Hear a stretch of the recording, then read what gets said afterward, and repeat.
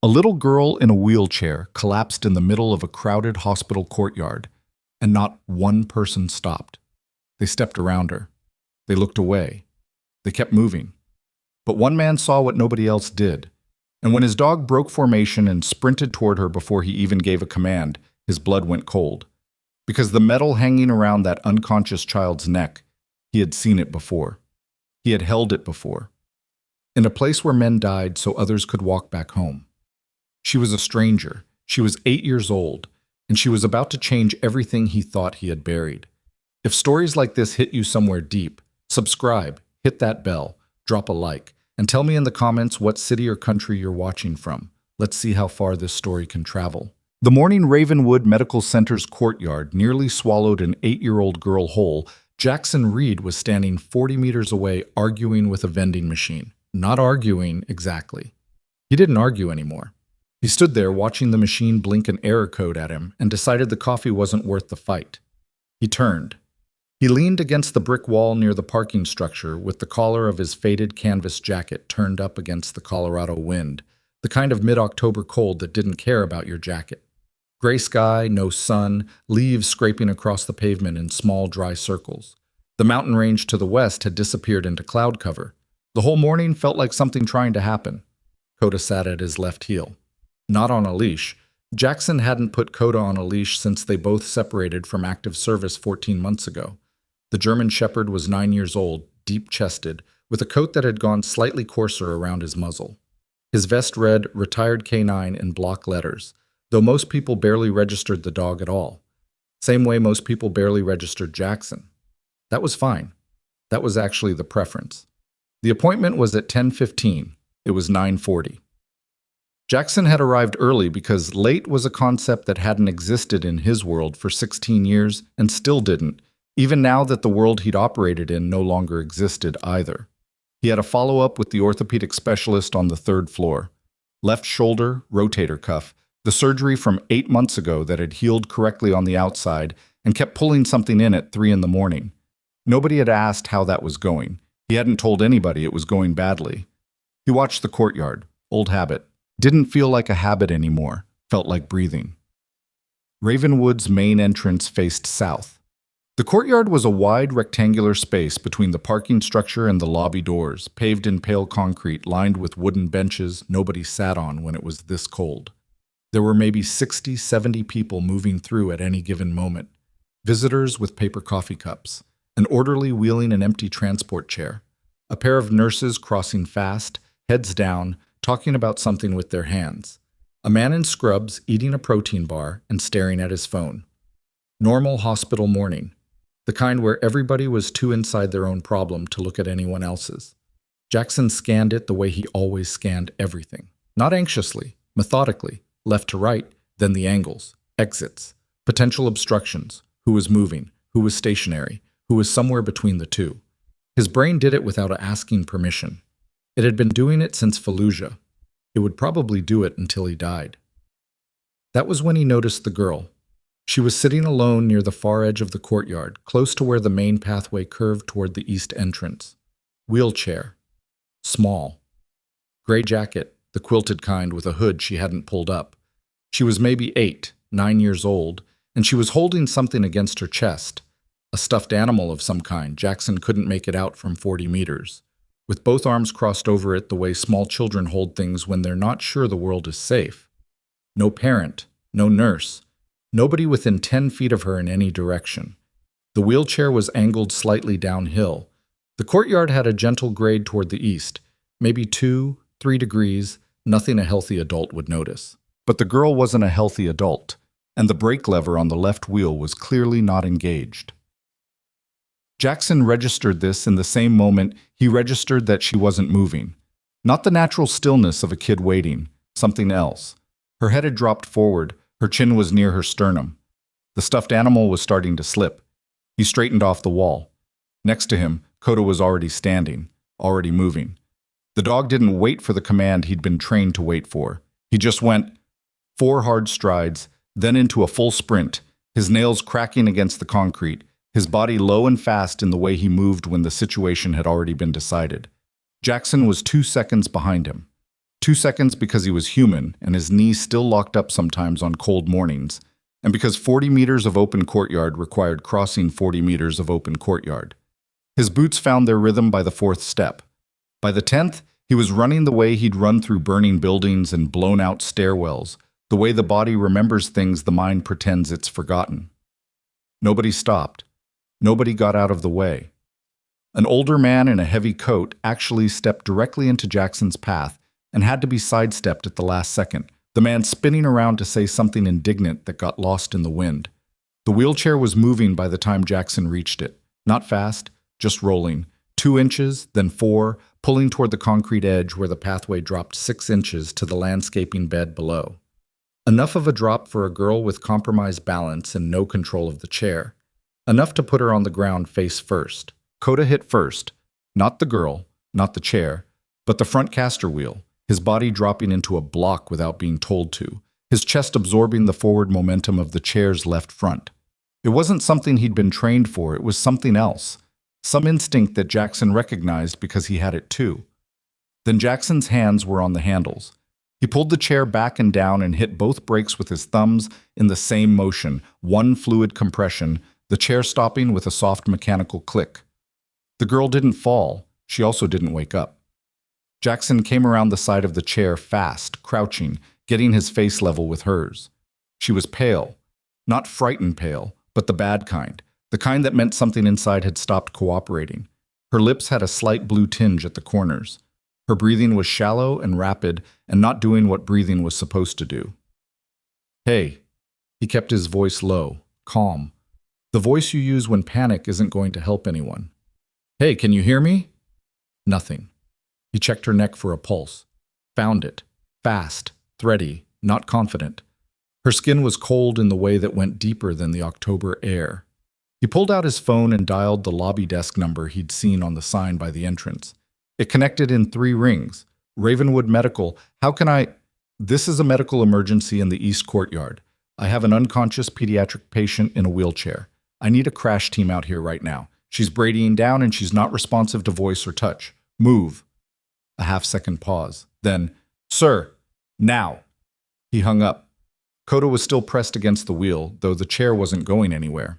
The dog was looking at the girl's face with the particular focus Jackson had only seen him use twice before, once during a hostage extraction in Syria, and once when Jackson had come home from the hospital after the shoulder surgery and sat on the kitchen floor for 40 minutes without saying anything. The dog knew things. Jackson had stopped trying to explain what the dog knew or how. He looked at the girl again. Really looked. The metal was there on a thin black cord around her neck. He hadn't noticed it in the sprint across the courtyard. He noticed it now because her jacket had shifted when the chair stopped, and the cord had pulled the pendant out against the gray fabric, and it caught what little light was filtering through the cloud cover. It was a Navy Cross citation pin. Not a full medal, a small commemorative pin, the kind families sometimes had made from official citation documents. The design was specific, the ribbon colors, the anchor symbol, the inscription around the base. Jackson's hand went still. He had seen that specific pin design before. He had held one exactly like it in a hospital ward in Ramstein, Germany, when the chaplain handed it to him and told him they were going to award it posthumously and asked if Jackson wanted to say a few words at the ceremony. He had said no. He had said he didn't do ceremonies. He had sat in a parking garage for an hour afterward and not cried because he'd forgotten how to do that either. "Where did you get that?" he said, to no one, because she was unconscious. The crash cart came through the east entrance at a controlled run. 3 nurses, a physician. Jackson recognized the urgency in their movement, the specific fast walk that healthcare workers use when they can't run in a hallway, but the situation requires it. He stepped back, gave them space, but didn't leave the girl's sightline. Coda stepped back with him. They took over efficiently. Assessment, vitals, a quick consult between the physician and the lead nurse in clipped clinical shorthand. Jackson listened. He understood more of it than most civilians would. Medic training didn't leave you, same as everything else that got into you deep enough. He watched them stabilize her neck, recline the wheelchair's backrest, call ahead to the ER. He watched them move with the particular kind of controlled competence that meant they were worried but not lost. That was good. That meant she had a chance. One of the nurses, young, maybe late 20s, glasses steamed from the cold, looked at Jackson as they started moving the chair toward the entrance. "Sir, are you family?" "No." "Did you see what happened?" She went syncopal in the chair. Chair was rolling toward the drop. I stopped it. Before I got there, my dog blocked the caster. He nodded at Coda. The nurse looked at Coda, looked back at Jackson, made a note on the tablet she was carrying. "Is there a parent or guardian?" "I didn't see one. She was alone." Another note. "Okay. Thank you, sir." She was already moving, already focused back on the girl, already inside the problem. Good. Jackson stood in the empty space the medical team had left behind. The courtyard had gone back to its normal flow. 3 people who'd slowed to look had already resumed walking. 1 woman was on her phone. The orderly with the empty transport chair had changed direction and gone back to wherever he'd come from. Nobody had stopped. Nobody had seen a girl collapse and thought I should do something. Jackson's jaw set. He didn't dwell on it. He'd seen what people did and didn't do in situations that asked something of them. You learn not to be surprised, but you also never stop noticing. He thought about the pin. He pulled out his phone again. Not to call anyone. There was no one to call. He just held it and thought about what he'd seen and whether it was possible, and whether the universe was cruel enough or kind enough to arrange something like that. Her name was on the intake board when he walked into the ER waiting area 20 minutes later. He hadn't planned to follow them in. He'd told himself he would check in at the front desk, make sure she was being looked after, and then go upstairs for his 10:15. That was the plan, reasonable plan. The kind of plan a person who was no longer responsible for other people's problems would make. The intake board said, Carter, Sophie, Peds Trauma, Bay 4. Carter. He sat down. The waiting room was the usual misery. Too bright, too cold, chairs designed for utility rather than comfort. A television mounted high on the wall was playing a morning news program with the sound off and closed captions running 2 seconds behind. There was a child about 4 years old asleep across 2 chairs with his head on a woman's thigh. There was a man in painter's clothes with a bandaged hand filling out forms with the unbandaged one. There was the specific smell that emergency waiting rooms had everywhere in the world, antiseptic and anxiety and old coffee. Coda sat at Jackson's feet and didn't move. Jackson waited. She came through the entrance at 10:40, which meant Jackson had missed his appointment, which he'd known was going to happen and had decided was acceptable without quite deciding it consciously. The woman who came in was maybe 34, 35. She was wearing a hospital ID badge clipped to her jacket from what had to be another facility. It was a different color than Ravenwood's. She worked somewhere else and had driven here fast, probably gotten the call at her job, because she still had a work lanyard on and her hair wasn't quite right. The kind of slightly disheveled that happened when you grabbed your keys and ran. She was thin in the way that meant tired, not negligent. There were specific lines around her eyes that Jackson associated with prolonged stress, the kind that didn't go away with sleep because you couldn't get enough sleep to make a dent. She went straight to the desk. Jackson heard the name she gave, Elena Carter. He heard her say Sophie. He heard her voice tighten when the intake coordinator said she's stable. We're running tests. Elena Carter closed her eyes for exactly 2 seconds. Then she opened them and said, "Can I see her?" "Someone will come out to get you in just a few minutes, ma'am." She turned from the desk and found a wall to lean against. Not a chair. A wall. She pressed her back to it and breathed and looked at the floor. And Jackson recognized that posture too, the posture of someone who needed something solid behind them to stay upright. He stood. "Mrs. Carter." She looked up.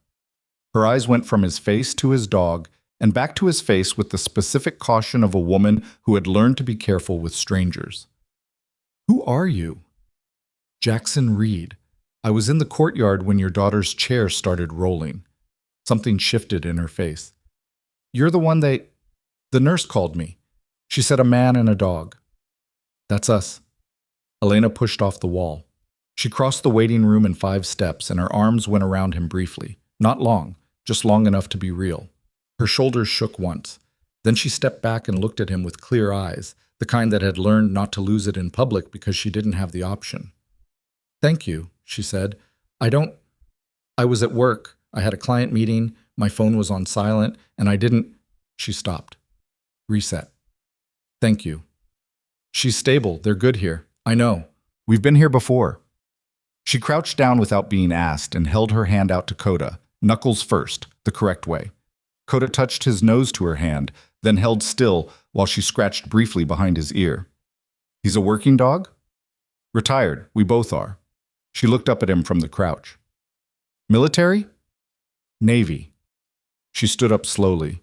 Something had changed in her expression, something complicated passing through it. She looked at him the way people looked at things they weren't sure were real. Can I ask you something? Jackson said. Okay. The medal Sophie was wearing, the pin on the cord. Elena's hand moved involuntarily to her own collarbone, touching nothing, just the motion of memory. Yeah. Where did she get it? Elena's jaw shifted. Her father gave it to her, It was the last thing he gave her, before his last deployment. What was his name? She looked at him for a moment, reading something in the question that told her the question wasn't random. Michael, she said. Michael Carter. He was a Navy medic. She stopped again. The way people stopped when the next word was the one that changed everything, and there was no way to say it gently. He didn't come home. Jackson heard that the way you heard certain things, not in your ears, but somewhere else, somewhere that was always waiting for the information even when you didn't know you were waiting for it. What unit was he with? His voice was level. He'd had 16 years of level. She told him the unit number. He sat down. Not because his legs gave out, because standing had stopped making sense and sitting was the only honest thing he could do with himself at that moment. He hadn't thought about that mission in the specific way in 14 months. He'd thought around it, the way you thought around something that was too hot to touch directly. The mission had been a personnel recovery operation in a district that wasn't officially acknowledged on maps that weren't officially acknowledged in reports that weren't officially submitted through channels that officially didn't exist. The kind of mission where the rules of engagement were clear and everything else was not. The explosive had been a buried device under a secondary egress route, triggered remotely. Not a large one, not the kind that leveled buildings, the kind that collapsed the specific 10 feet of corridor you were trying to move through with 4 men and a casualty. Jackson had been the casualty. Not from the explosion itself, he'd been at the back of the column, second to last, which meant the overpressure wave had hit him sideways instead of full on. His left shoulder had separated violently, which wouldn't kill you, and he'd taken fragment injuries to the left side of his neck that hadn't hit anything critical, which had been luck rather than skill. He'd been functional, but one-handed and losing blood. Michael Carter had been the medic, which meant Michael Carter had been in the middle of the stack when the device went, which meant Michael Carter had gotten the full concussive effect of the blast, which had put him down hard. And Michael Carter had gotten back up. That was the part Jackson could not explain and had never been able to explain. The man had taken a blast that should have put him out cold for 20 minutes, and he'd gotten back up in 45 seconds, gotten his kit out, gotten to Jackson, and spent 4 minutes doing damage control with his hands while the team pulled security around them in a corridor that was now structurally compromised and filling with smoke from the secondary fire. Then Michael had made the call to take the alternate exfil through the roof, which was the longer route, which meant more time under exposure, which meant Jackson stopped the memory there. He was good at stopping memories there. He sat in the plastic chair in the Ravenwood ER waiting room with Coda's head on his knee and thought about the fact that a Navy cross pin on a piece of black cord around an 8-year-old girl's neck had just pulled 14 months of careful distance apart in about 60 seconds. Elena was talking to a nurse near the desk. Jackson watched her without processing what she was saying. He was doing the math he'd been doing for 3 years. The math that didn't come out right regardless of how many times you ran the numbers. Michael Carter had saved Jackson Reed's life. Michael Carter had not saved his own. He had written a letter to Elena Carter once. He'd written it 3 different times, the 3 different versions sitting in a folder on his laptop, none of them sent. The first one had been 6 months after the mission. The second one, 11 months. The third one, a week after he separated from the service and had no rank and no unit to hide behind. None of them sent. Because what do you write? What words exist in English or any other language that adequately described being the reason someone's husband left on a Thursday and didn't come back?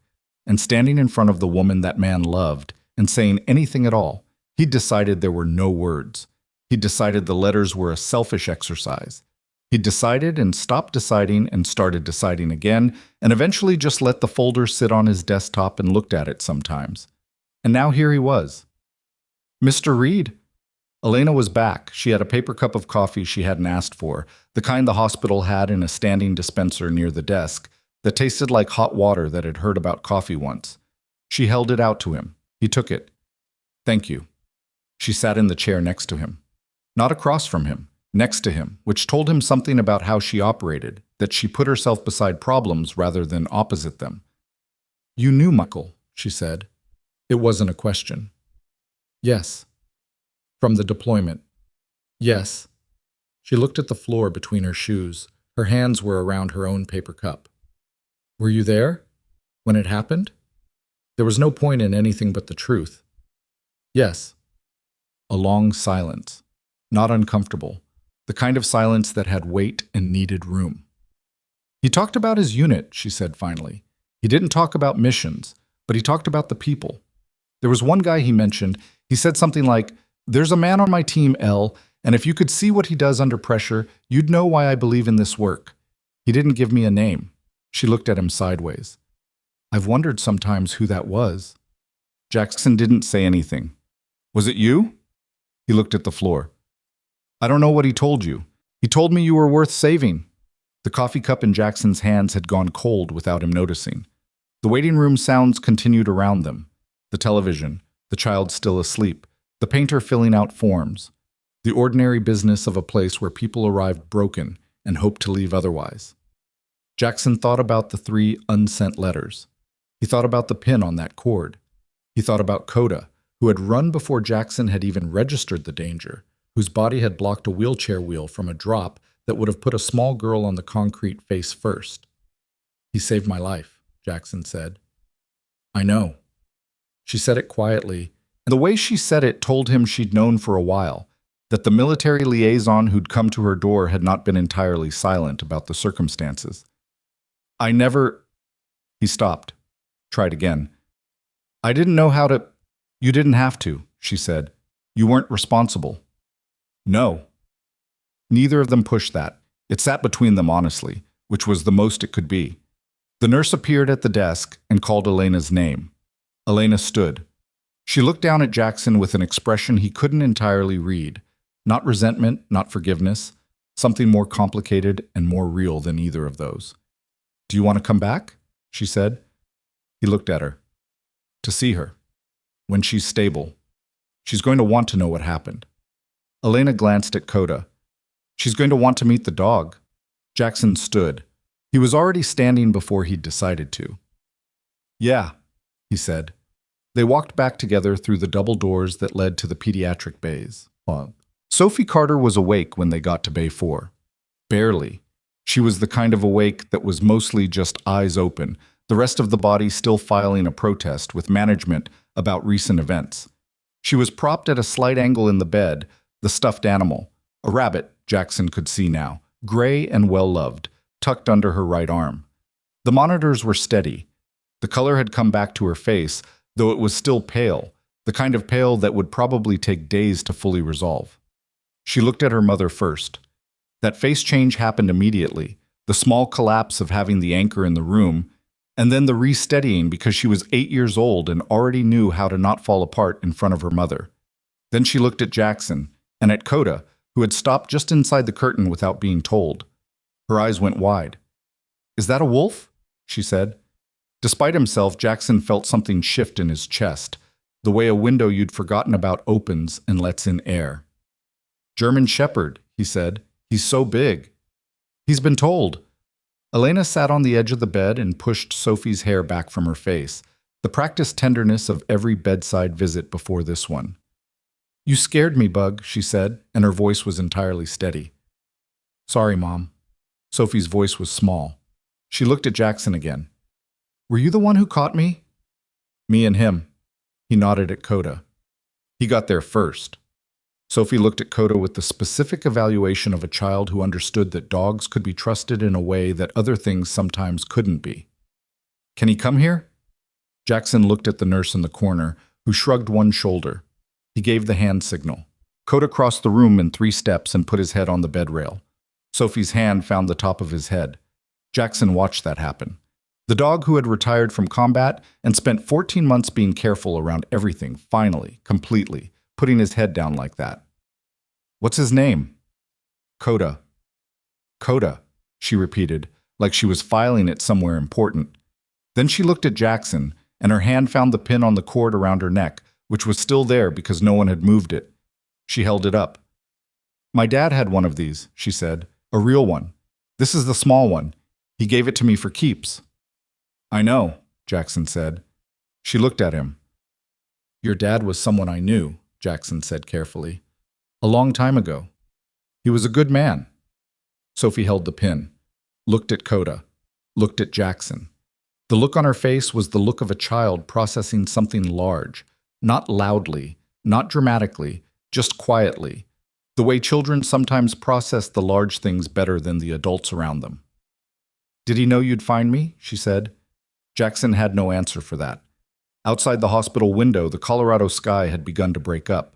Pale light was working through the cloud cover, nothing dramatic, just the morning finally arriving in the ordinary way mornings did, even after the nights that had tried to stop them.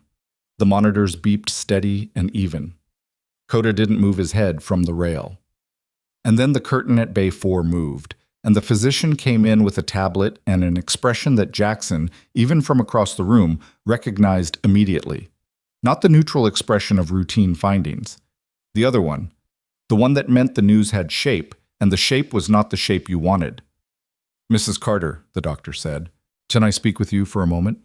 Elena looked at him, then at Sophie, then at Jackson, a look that asked nothing and everything simultaneously. The doctor's eyes moved to Jackson briefly, perhaps privately. He can stay, Elena said. She said it like it had already been decided. The doctor pulled the curtain closed. He looked at the tablet. He looked up. Sophie's episode today was not isolated. The imaging we ran is showing something we need to discuss. And he said the words.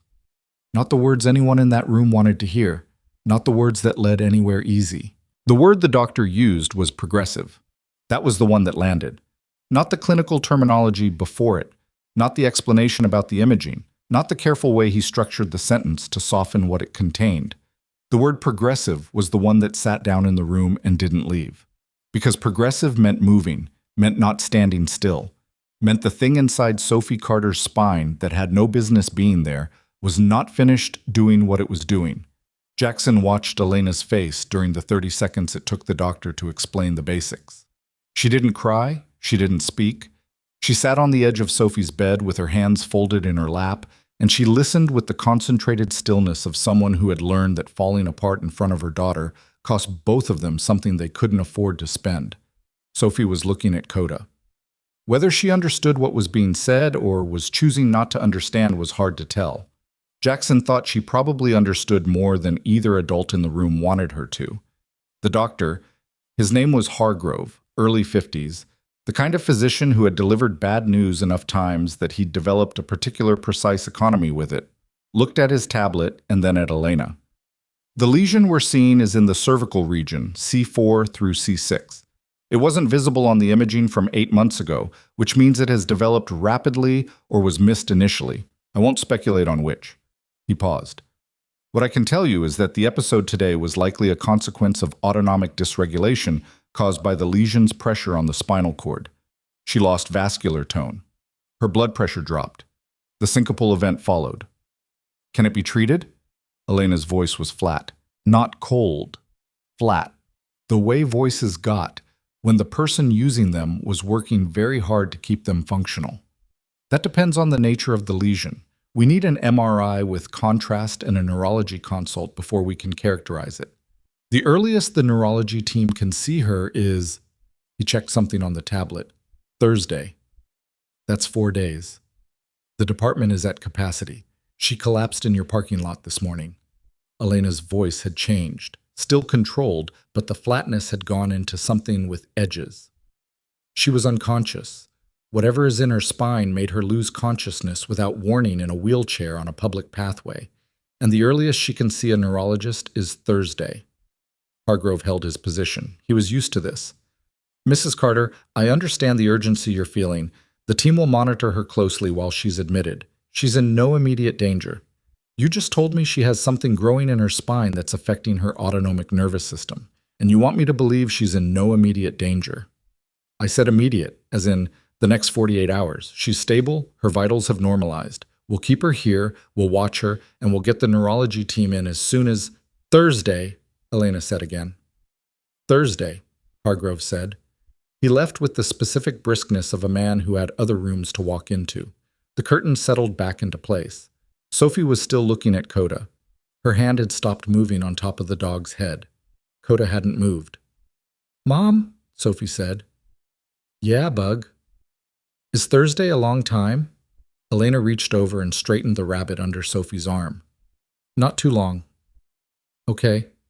Sophie thought about this. Is the man going to stay? They both looked at Jackson. I was standing near the wall where he'd been standing since the doctor came in, which was where he'd positioned himself without really thinking about it. Back to a solid surface, full view of the room, near the exit. 16 years of operating procedure, still running in the background. I don't want to crowd you, he said to Elena. You're not, she said. Then quieter.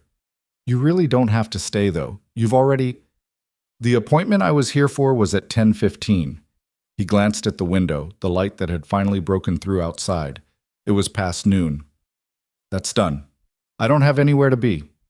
Elena looked at him the way she'd looked at him in the waiting room, reading something. He wasn't sure what she found, but she didn't look away. Okay, she said. He stayed. The afternoon moved in the slow, institutional way of hospital afternoons. The rotation of nurses, the vital checks, the small adjustments to the IV drip, the food tray that arrived at 2 and that Sophie ate half of before falling asleep with Coda still stationed at the bed rail. A nurse had quietly told Jackson that the dog technically wasn't supposed to be in the patient rooms, but had then spent approximately 6 seconds looking at Sophie's hand resting on Coda's head before deciding not to pursue the matter. Jackson went down to the cafeteria once, brought back coffee that was marginally better than the courtyard machine, sat across from Elena at a small table in the corner of Bay 4 while Sophie slept. You don't have to carry this, Elena said.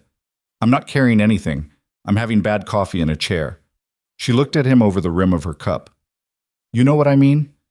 I know what you mean. What happened over there? She stopped.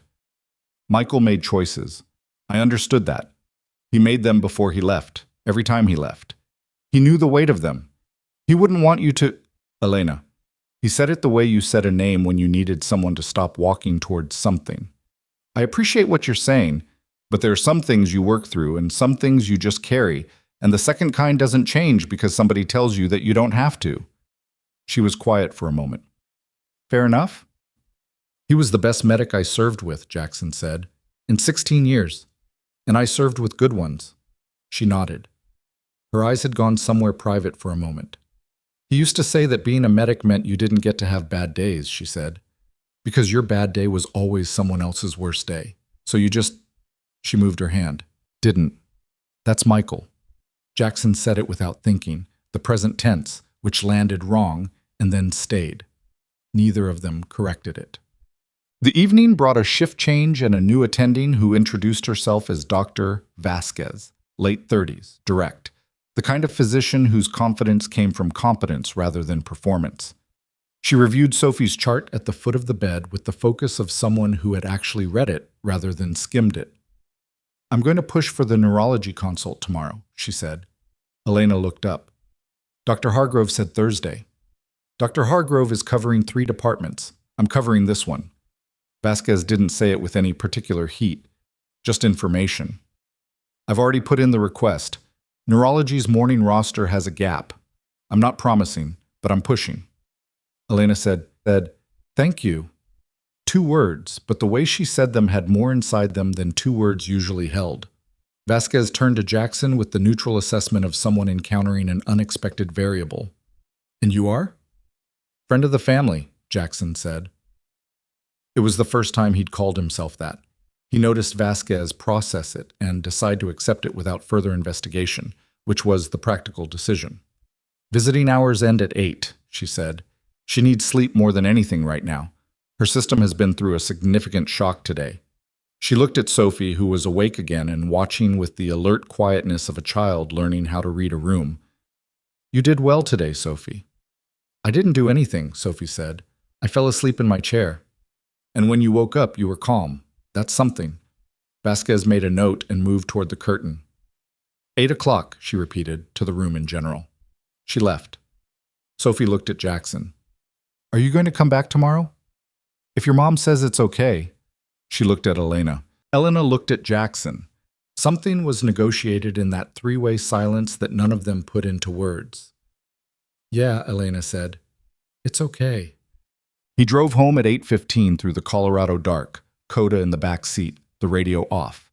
His house was a rental on a quarter-acre lot in a neighborhood that had once been something and was now just houses, the unremarkable kind that didn't assert anything about the person inside them.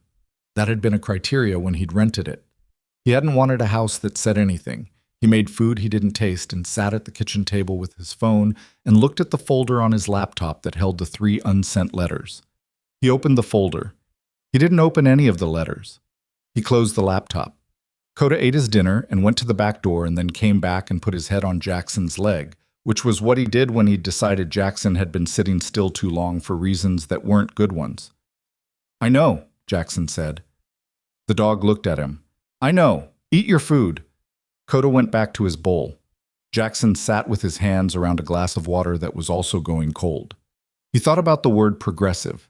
He thought about C4 through C6. He thought about what he knew about spinal cord injuries and lesions from 16 years of being adjacent to the worst things that happen to human bodies in the worst conditions on the planet. He thought about what he knew about medical systems and how they moved slower when the person in them didn't have specific leverage, and how leverage in medical situations was not distributed equally. He also thought about the fact that he didn't have medical credentials, didn't have a formal relationship with the family, didn't have any standing to be in that room, except that Elena Carter had said he can stay and meant it. That was enough. For now. I went to bed at 11 and woke up at 2:43, which was the standard schedule his shoulder had maintained for 8 months. He lay on his back and looked at the ceiling and ran through what he knew and what he didn't know, and what the distance was between those two things. By morning, he had something that resembled a plan. I was back at Ravenwood at 7:30.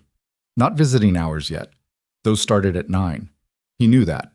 He also knew that the neurology department's administrative staff started at 7:45, and that the gap Dr. Vasquez had mentioned in the morning roster would need to be formally confirmed before 8 if it was going to happen at all, and that nobody was going to confirm it for Elena Carter proactively, because the system didn't work that way. The system worked the way it worked, and you either knew how to move inside it, or you didn't. He found the neurology department on the 4th floor. The administrative desk was staffed by a woman named Greta, according to her badge, who was approximately 60, who had the posture and expression of someone who had been blocking access to things professionally for a long time and was good at it. "Patient name?" she said, without looking up from her screen. "Sophie Carter. Pediatric patient admitted yesterday. Dr. Vasquez put in a consult request last night for your morning roster." Greta typed. Looked at her screen. Typed again. "That consult is pending." "I understand. I'm trying to confirm whether Dr. Vasquez's note about the morning gap is, Sir, consult scheduling goes through the patient's care team. I can't discuss scheduling with..." She looked up now, assessed him. "Are you family?" "I'm here on behalf of the family." "Are you legal guardian or next of kin?" "No." "Then I can't..." "I understand the protocol," Jackson said. He kept his voice the way he kept it in situations that required something specific from him. Level, not soft, not aggressive, just level. "I'm not asking you to override anything. I'm asking whether the gap Dr. Vasquez identified is still available, and whether it requires a call from Mrs. Carter or from Dr. Vasquez herself to confirm it." Greta looked at him. She'd been looked at by upset family members and frustrated attendings and hospital administrators for long enough that she had categories for people, and Jackson was apparently ending up somewhere between categories, which made her look a second time. "Dr. Vasquez would need to confirm directly," she said. "The gap is 7 to 9:30. If it's not confirmed by 8, it goes to the next request." "Thank you," Jackson said. He walked away from the desk and called the direct line for the pediatric ward, which was on a posted sign near the elevator, and asked to be transferred to the attending on duty and found himself talking to a resident who told him Dr. Vasquez didn't come on until 9. He looked at his watch, 7:52. He thought about this for 30 seconds. Then he called Elena.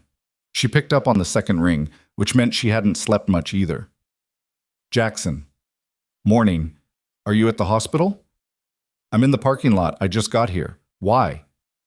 Go to the 4th floor, neurology admin desk. Ask for Greta. Tell her you need to confirm the morning consult slot that Dr. Vasquez requested for Sophie. Do it in the next 6 minutes. You need to use the words morning gap and ask whether a direct call from you as guardian is sufficient to hold it. A pause. What are you... 6 minutes, Elena. Another pause. He heard the car door. Okay. He waited near the 4th floor elevator bank. At 8:03, Elena came around the corner from the stairwell. She'd taken the stairs, which was faster, and she was already talking to someone on her phone. She held up one finger at Jackson and kept talking. Yes. Yes, that's Sophie Carter, Carter. Yes, I'm her mother. I'm the legal guardian. Dr. Vasquez put in the request last night. I'm just confirming we want to hold the slot. She listened. Okay, yes. Okay, thank you. She lowered the phone. She looked at him. The consult is at 9:15, she said. How did you know about that? I came early. Jackson, how did you know that if you didn't confirm it by 8, the slot would go to someone else? Because I asked. She stared at him. You asked. Greta at the admin desk is very efficient. You just have to know what to ask. Elena looked at him for a long moment with an expression that was trying to figure out what category to put him in and coming up short. You came at 7:30 to talk to hospital admin so my daughter could get a neurology appointment today. I came at 7:30 because the coffee down the street is better than the machine in the parking lot. He held up the cup he'd been holding. I got you one. She took it. She looked at it. She looked at him. You are a strange person, she said. I've been told. The neurology consult was conducted by a Dr. Anand Rathi, who was 40-something, meticulous, and had a manner with Sophie that managed to be clinical and genuinely kind in the same breath, which was a combination rarer than it should have been. He spent 40 minutes with her, running assessments, reviewing the imaging, asking her specific questions about when she'd noticed the numbness and tingling in her hands, and whether the weakness in her left shoulder had come on suddenly or gradually. Sophie answered every question clearly and completely, in the precise way of a child who had been to enough medical appointments to understand that imprecise answers produced imprecise results. Jackson sat in the corner and watched her handle a 40-minute neurological examination with the matter-of-fact steadiness of someone twice her age, and thought about what kind of childhood produced that, and whether it was impressive or heartbreaking or both simultaneously. Rathi stepped outside to review. Elena followed. Jackson looked at Sophie. Does this happen a lot? He asked. The appointments? Doctors asking you questions for a long time. Sophie considered this. Yeah, since I was 5. She moved the rabbit to her other arm. I don't mind. I like when they actually listen to the answers. Some of them don't. Dr. Rathi did. Yeah. She looked toward the curtain. Is it bad? What's in my spine? Jackson looked at her. She was 8 years old and she was asking him a direct question, and she deserved a direct answer. I don't know yet, he said. That's what Dr. Rathi is figuring out. But you think it might be bad? I think we'll know more in a little while. And whatever it is, there are people who know how to handle it. She thought about this. My dad would have said something like that. Jackson was quiet. Mom told me he was good at staying calm, Sophie said. She said even when things were scary, he'd just... She made a gesture with her free hand, a settling motion, like pressing something down. He'd just get quieter. Like the scarier it was, the quieter he got. Jackson said, That's accurate. Sophie looked at him, really looked at him, the way children did when they were deciding something about a person. Were you scared? She said. When you knew him?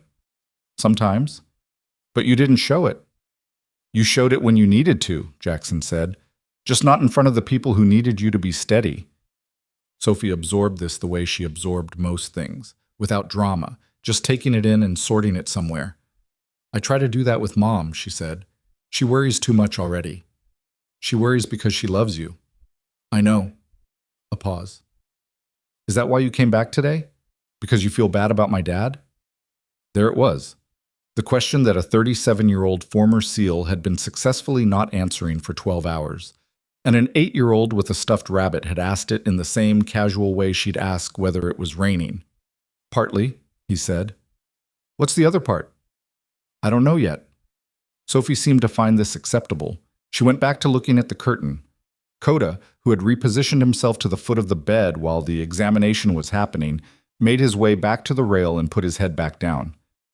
He does that a lot, Sophie said. Comes back. Yeah. You taught him that? No, Jackson said.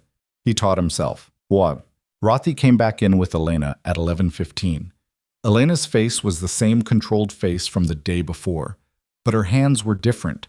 She was holding her phone with both hands, which she hadn't been doing earlier. Rothy pulled a chair to the foot of the bed and sat down, which told Jackson something about what was coming. Doctors who stood delivered information. Doctors who sat had decided the information needed a different architecture. Sophie, Rothy said, I'm going to talk to your mom and your friend for a bit about what I found. Is that okay? Can I stay? Sophie said. Yes, I'll explain it in a way that makes sense for everybody. He walked them through it with the kind of precision that came from someone who had done the same thing many times and understood that precision was a form of kindness. The lesion was a syrinx, a fluid-filled cavity that had developed within the spinal cord itself, a condition called syringomyelia. It wasn't a tumor. It wasn't cancer. Those were the words he started with, the ones that defined the boundaries of the worst fears, and Elena's hands loosened slightly on the phone when he said them. But the syrinx was growing. It had expanded significantly in the 8 months since Sophie's last imaging. Left untreated, it would continue to expand and would cause progressive deterioration of motor and sensory function. The symptoms Sophie had been experiencing, the weakness, the tingling, the episodes of lightheadedness, were consistent with the cord compression the syrinx was causing. The treatment was surgical. A neurosurgeon would need to insert a shunt to drain the fluid and decompress the cord. It was not an emergency surgery, but it was not something that could wait indefinitely either. The window, Rothy said carefully, was measured in weeks rather than months. What happens if we don't do it? Elena said. Continued deterioration. The autonomic episodes could increase in frequency. There's a risk of more severe neurological events. What's the surgery risk? The surgery carries risks that I'd want Dr. Chen to walk you through specifically. Dr. Chen is our pediatric neurosurgeon. He glanced at his tablet. Excellent. She does this procedure. I want to refer Sophie to her as soon as possible. How soon can she see her? Jackson said. Rothy glanced at him. It would typically go through the referral process, how long is the referral process? 1 to 2 weeks for an initial consult. She has weeks before this becomes a more urgent situation. It wasn't a question. That's what I've said, yes. So 1 to 2 weeks for a consult puts us at the edge of that window before we've even had the conversation about scheduling surgery. Rothy held his position. He wasn't defensive. He was reading the situation, recalibrating. That's a fair observation, he said carefully. Can you mark it urgent? I can mark the referral priority elevated, yes. What does elevated get us? 3 to 5 days for the consult. Do that, Elena said. She said it before Jackson finished the sentence. She was watching the exchange with her hands loose at her sides now, and whatever she'd decided about Jackson in the last 24 hours was visible in the way she let him run this line of questioning without pulling it back. Rothy made a note. I'll submit it this afternoon. He answered 2 more questions from Elena, specific ones, procedural, about what Sophie could and couldn't do while the consult was pending, about whether the physical therapy she was already enrolled in needed to be paused, about whether the episode yesterday created any new restrictions. He answered all of them completely and left the number for his direct line. He left. The room was quiet for a moment. Sophie said, "What's a shunt?" "It's a small tube," Rothy said from outside the curtain, apparently still within earshot. "That drains the fluid so it doesn't push on the cord. Very small. Surgeons put it in through a very small opening." "Does it hurt?" A brief pause. "You'll be asleep when they do it, and after, it'll be sore for a while, but the sore goes away." "Okay," Sophie said, to the curtain because Rothy was gone. Elena sat on the edge of the bed. She put her arm around Sophie without saying anything. Sophie leaned into her without saying anything. The rabbit was in Sophie's lap and Coda's head was on the rail, and the monitor beeped its steady and different rhythm, and outside the window the Colorado October was sharp and clear, the kind of day that didn't care about what was happening inside the buildings. Jackson stood in the corner and thought about 3 to 5 days and surgical windows measured in weeks, and the referral process and the word elevated, and what elevated actually meant when the person doing the elevating had 12 other referrals to also elevate. He thought about something else too. Something Rathi had said almost in passing. Dr. Chen is excellent. She does this procedure. And the specific way medical professionals mentioned a name when the name was the important variable in the sentence. I thought about whether he knew anyone who knew anyone in pediatric neurosurgery in Colorado. He thought about the phone in his pocket and the calls he'd stopped making when he separated from the service and the list of people he'd told himself he wouldn't call because calling them meant admitting he needed something, which was the category of admission that had never worked well for him. He looked at Sophie leaning against her mother. He thought about Michael Carter getting up off the floor in a blown-out corridor with a blast injury that should have put him down for 20 minutes, getting back up, getting his kit out, getting to work. Jackson put his hand in his pocket and found his phone. He stepped outside the curtain and into the hallway. He scrolled to a contact he hadn't opened in 14 months. Briggs, D. A former teammate who had separated a year before Jackson had and gone back to school on the GI Bill. Biomedical engineering, then medical school, then a residency at a hospital in Denver that Jackson hadn't paid attention to because he'd made a habit of not paying attention to things that weren't his problem. Denver was 40 minutes from Ravenwood. He looked at the contact. He thought about the 3 unsent letters. He thought about the word progressive. He hit call. It rang twice. Jackson Reed, said the voice on the other end, and the tone of it was the tone of someone who had expected this call for a while and was surprised it had taken this long. You still alive out there? For now. Jackson, you still alive out there? For now. Jackson looked at the wall. I need to ask you something. Okay. Do you know the name Chen, pediatric neurosurgeon operating out of Ravenwood Medical in Colorado Springs? A pause. Margaret Chen? I don't have a first name. If it's Ravenwood Pediatric, it's Margaret Chen. Why? You know her? I rotated through her service 18 months ago, briefly. Yeah, Jackson, she's the one you want for spinal work in a kid. She's serious. Another pause, the kind that had a question inside it. What's going on? The hallway was quiet. A nurse walked past with a cart. Somewhere down the corridor, a phone was ringing and not being answered. Jackson looked at the door to Bay 4. There's a girl, he said. 8 years old. Syringomyelia. Cord compression. C4 through C6. She needs to see Chen, and the referral system is running 3 to 5 days for the consult, which puts us against the surgical window before we've even… Jackson. Yeah. Is this Michael's kid? The hallway went very quiet. Jackson hadn't mentioned Michael. He hadn't said anything about Michael. How did you know? He said. Briggs was quiet for a moment on the other end. When he spoke again, his voice was different. Because you don't call anyone for anything. Not for 16 months. And the only thing I could imagine making you pick up the phone is something that goes all the way back. A breath. I heard about Michael. We all heard. I'm sorry, man. I should have reached out. It's done, Jackson said. Can you get me to Chen? I can make a call. No guarantees. She's busy and she runs her own schedule. I know. But I can make a call. Briggs paused. Give me an hour. Jackson said, thank you. He lowered the phone. Down the hall, behind the curtain of Bay 4, he could hear Sophie's voice. She was telling her mother something, a story, and Elena was laughing quietly.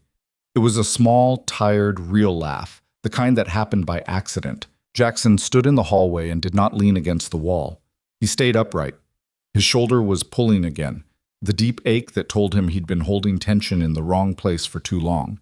He adjusted his stance and rolled his neck and breathed out through his nose. He waited for Briggs to call back. The hour went 53 minutes. When his phone rang, it was a number he didn't recognize. This is Dr. Margaret Chen, said the voice. I understand you have a patient you'd like to discuss. Continue. Part 3. The Man in the Room.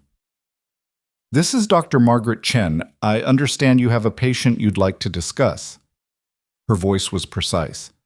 Not cold, precise, the way voices were when the person using them had learned that imprecision cost things they couldn't get back. Jackson had heard that register before, in tactical operations centers and trauma bays and the cockpits of helicopters that were running out of altitude. It was the voice of someone who had already decided they were taking this call seriously and needed to know if you deserved that. Yes, Jackson said. Sophie Carter, 8 years old, syringomyelia, C4 through C6. The syrinx has expanded significantly in the last 8 months. She had an autonomic episode yesterday, syncopal, about 40 seconds of unconsciousness, resolved without intervention. She's admitted at Ravenwood right now. Rothi ran the consult this morning and flagged the referral as elevated priority. 3 to 5 days. A brief pause. He could hear something in the background on her end. A room, movement, the particular ambient noise of a hospital that was always running. "Who are you?" she said. "My name is Jackson Reed. I'm not family. I'm the one who caught her when the chair rolled yesterday." "Briggs said you were Navy. Retired. He also said you're not the type to ask for things. I'm asking for this." Another pause. Shorter. "Tell me about the episode yesterday. Specific sequence." He told her. He was precise about it. Onset, duration, the visual signs he'd assessed at the chair, the pulse quality, the respiratory pattern, what the crash team found when they arrived. He used the clinical language without overreaching it, the way someone talked when they knew where the edges of their knowledge were and stayed inside them. Chen listened without interrupting. That was the sign of someone who was actually processing rather than waiting for a break in the sound. "The left shoulder weakness she mentioned to Rothi," Chen said. "How long?" "Reportedly 2 months. She told me she didn't want to say anything because she didn't want her mother to worry." A short silence. "How old did you say she was?" 8. "Right." Something shifted in Chen's voice, not softness exactly, more like a recalibration. "Her last imaging was 8 months ago?" "According to the chart." 8 months is a long time for an active syrinx in a pediatric patient. She wasn't saying it to him. She was thinking out loud, which meant she was taking this seriously enough to think out loud. "The rate of expansion between the 2 sets of imaging is what concerns me." "Me too." "You're not a physician." "No, but I've seen what spinal cord injuries do when they're not addressed in time." A moment. "Yes." She said it like she was putting a pin in something. "I can see her tomorrow at 7 a.m. I have a window before my first scheduled case. It's not a formal consult.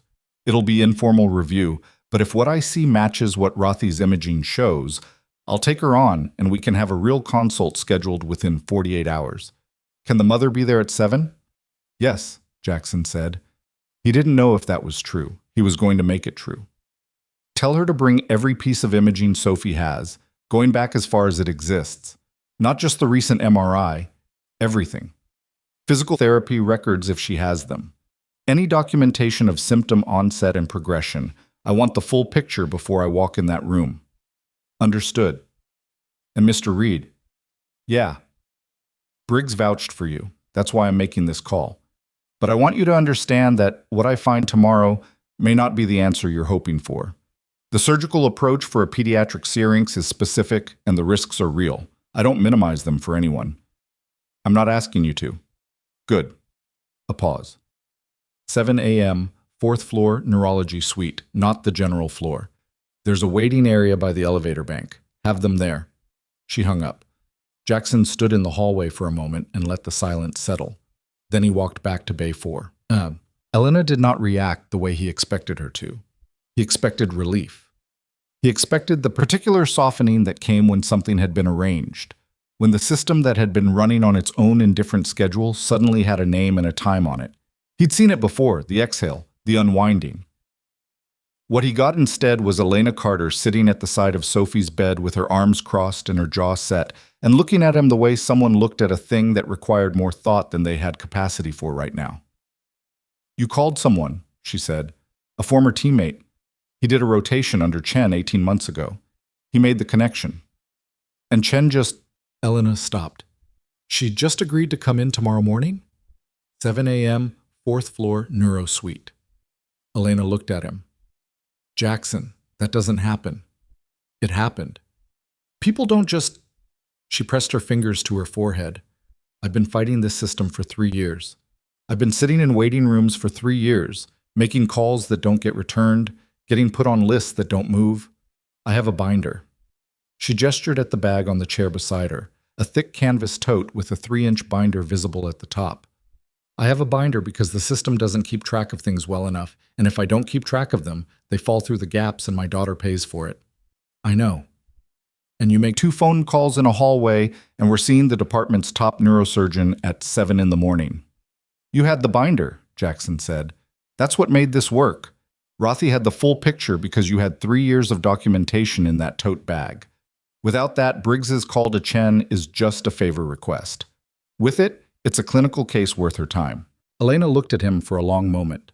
The binder sat in the bag. The monitor beeped. Sophie had fallen asleep again, the rabbit tucked under her chin. Why are you doing this? Elena said. Not aggressive, not even particularly emotional, just a question that deserved an honest answer. Jackson pulled the other chair over and sat down.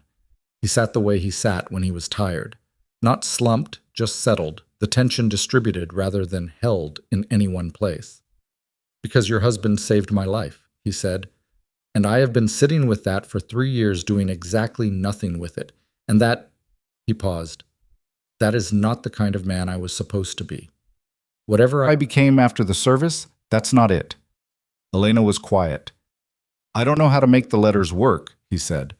I wrote 3 of them. They're on my laptop. He shook his head. Some things you can't make work on paper, but I can make phone calls. I can show up early. I can learn the system fast enough to move inside it. That's what you do, Elena said. Not a question. Understanding something. That's what I was trained to do. She looked at Sophie. She asked me last night when you left whether you were going to come back. I told her I didn't know. She looked at Jackson. She said, he'll come back. The dog came back first. Jackson said nothing. 8-year-olds, Elena said quietly, and there was something in how she said it that was not quite a laugh and not quite grief, and was probably both. The morning arrived cold and exact. Jackson was at the hospital at 6:40 with Elena's coffee, the real kind, from the place down the street, and Elena was already in the 4th floor waiting area when he got there, the binder on her knees, Sophie in her chair beside her with her eyes at 3/4 open and the rabbit in her lap. Sophie had done her hair herself, badly, a ponytail that was mostly sideways. Jackson didn't say anything about it. Neither did Elena. Coda sat beside Sophie's chair and Sophie rested her hand on his back without looking at him, the way people touched things they were sure of. Chen arrived at 7:02. She was smaller than Jackson had constructed from the phone call, compact, maybe 50, with close-cropped gray hair and reading glasses pushed up on her forehead like a second set of eyes she wasn't using yet. She wore a white coat over dark scrubs and moved through the waiting area with the directed energy of someone whose relationship with time was very particular. She shook Elena's hand first, then looked at Sophie. You're Sophie? Yes. I'm Dr. Chen. I'm going to look at some pictures of your spine this morning and ask you some questions. Is that okay? Yes. Sophie looked at her the way she'd looked at everyone, reading. Are you the one who fixes it? Chen looked at her for a moment. I'm going to find out what we're working with first. Then we'll talk about fixing. Okay. Sophie nodded, satisfied with the honesty. Chen looked at Jackson, measured. You're Reed. Yes. She held his gaze for a second the way someone did when they were filing a visual for later reference. Then she looked at the binder in Elena's hands. Is that what I think it is? 3 years of records, Elena said. Good. Chen took it, didn't flip through it, just held it, weight assessed it the way a person assessed a document by its density. Come on back. The review took 90 minutes. Jackson waited in the hallway, which was where Chen had indicated he should wait when he'd moved to follow them in, and she'd put one hand briefly out in the way that required no words. He stood in the hallway and drank his coffee and watched the department come online around him, the morning shift arriving, carts moving, the distant sound of a PA system doing its work. At 8:32, the door opened and Chen came out. Elena was a step behind her. Sophie's chair was visible through the doorway, Coda sitting beside it. Chen looked at Jackson. "Walk with me." He fell into step beside her. She moved fast down the corridor toward the window at the end where the mountain range had decided to show itself this morning, clean and white-tipped above the cloud line, as indifferent as it always was. "The Syrinx is larger than the imaging suggested," Chen said. "When you see the MRI in context with her physical presentation and symptom progression, the rate of expansion is faster than Rothy's notes indicated. The imaging measurements are right, but the clinical picture is more urgent than the report conveyed." "How urgent?" "I'm not going to give you a timeline in a hallway," Chen said, "but I'll tell you that if this had run 3 more weeks through the referral process, we'd be having a different conversation about what Sophie's functional outcomes looked like post-surgery." Jackson absorbed that. Let it settle where it needed to.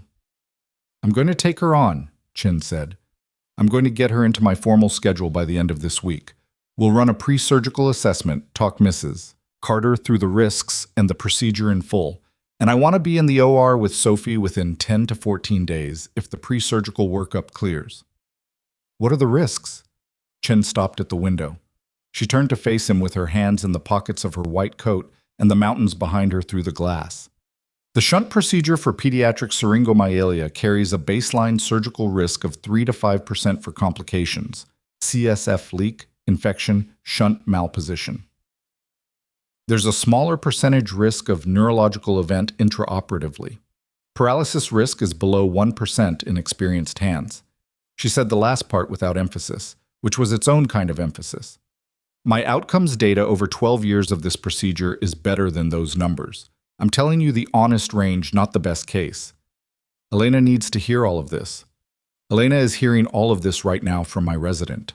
She looked at him steadily. "I'm telling you separately because you're the one who got her in the room. You should understand what's in the room." "I appreciate that." "Don't make a habit of calling Briggs to root around the referral process," she said. It wasn't harsh, just accurate. "Understood." Something shifted in her expression. Not quite a smile, something more calibrated. "You have a particular way of operating, Mr. Reed." "I've been told." Briggs said the same thing, almost exactly. She looked back at the window briefly.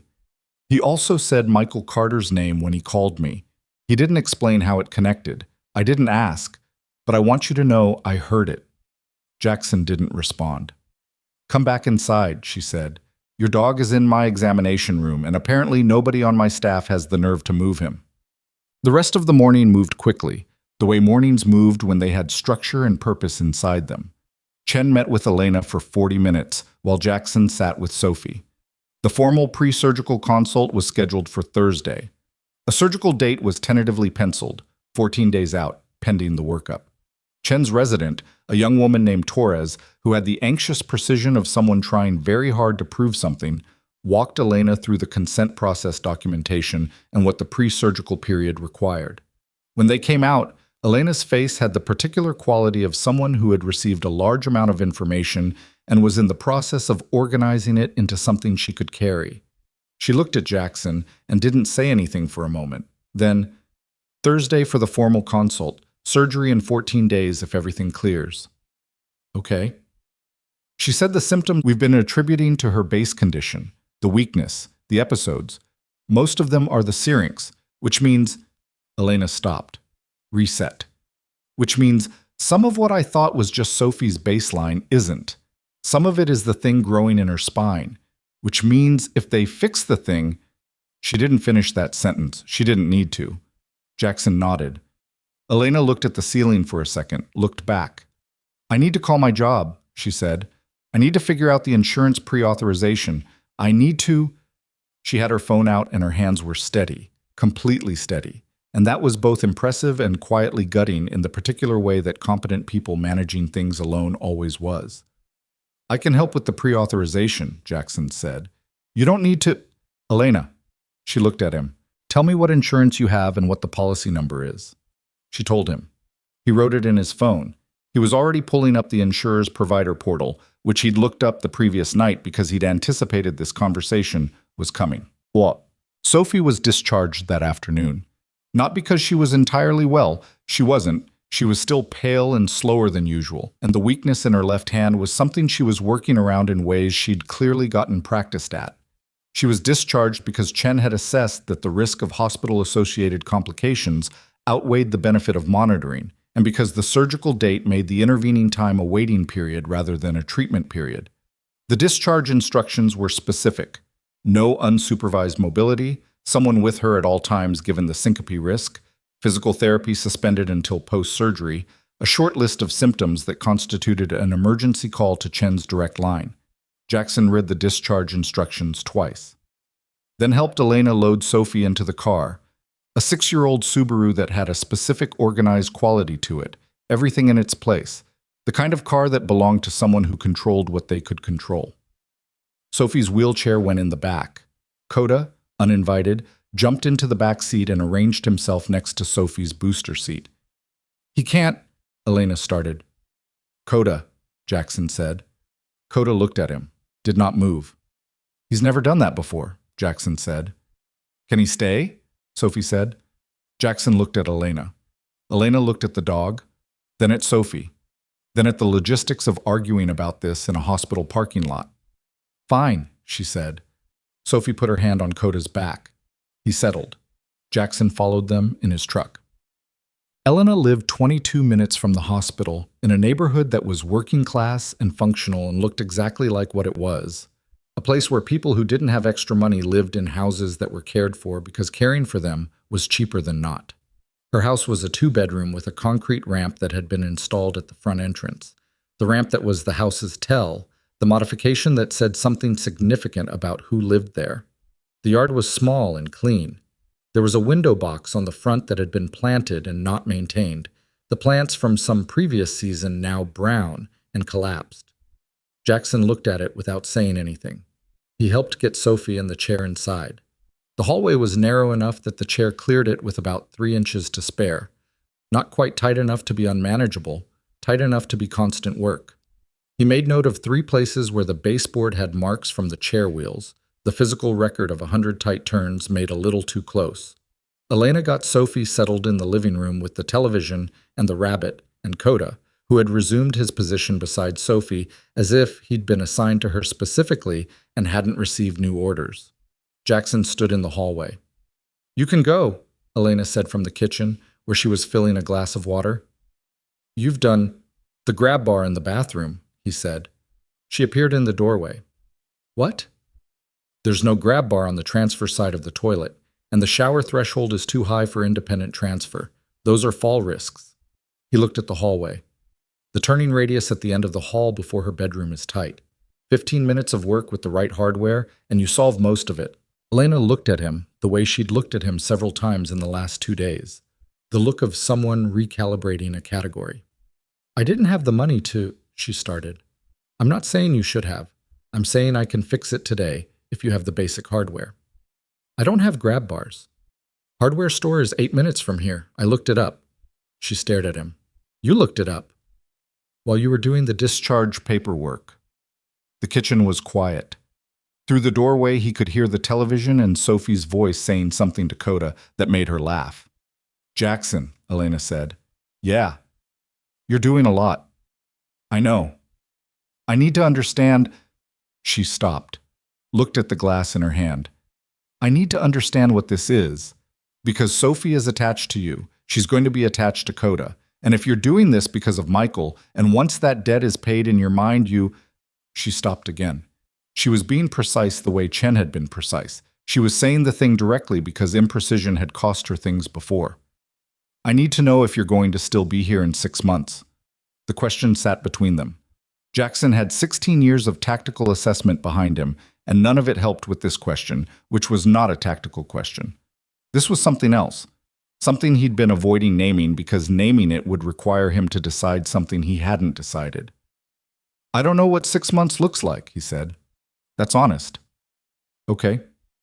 What I know is that right now, today, I'm going to the hardware store, and I'm going to fix the bathroom, and I'm going to check the clearance in the hall, and beyond that, I'm not going to make a promise I can't verify." Elena looked at him for a long moment. Her jaw shifted once. "The hardware store on Meridian has better stock than the one on 5th, she said. "I'd go to Meridian." He nodded, picked up his keys. I was back in 40 minutes with grab bars, a handheld showerhead kit, mounting hardware, and a small tube of waterproof caulk, because the one on the shower threshold was peeling, and that was a separate problem from the one he'd come for, but he'd noticed it, and leaving it alone seemed wrong. Elena was on the phone when he came in, her work voice, the one that was a different register than her home voice. Efficient, professional, navigating something with a supervisor that had to do with leave time and medical appointments and the language of someone trying to hold a job together while the rest of their life was requiring all available attention. Sophie was watching him from the living room doorway. "What's all that?" she said. "Things for your bathroom." "What kind of things?" "Bars. Makes it easier to move around." Sophie considered this. "Mom tried to get those once. The insurance didn't cover it, and the guy from the—" She stopped, remembering something. The assistance program said our bathroom wasn't the right configuration. "Different bars," Jackson said. She watched him carry things down the hallway. "Do you know how to do that stuff?" "Yeah." "Did they teach you that in the Navy?" He looked at her. "Some of it, the rest I picked up."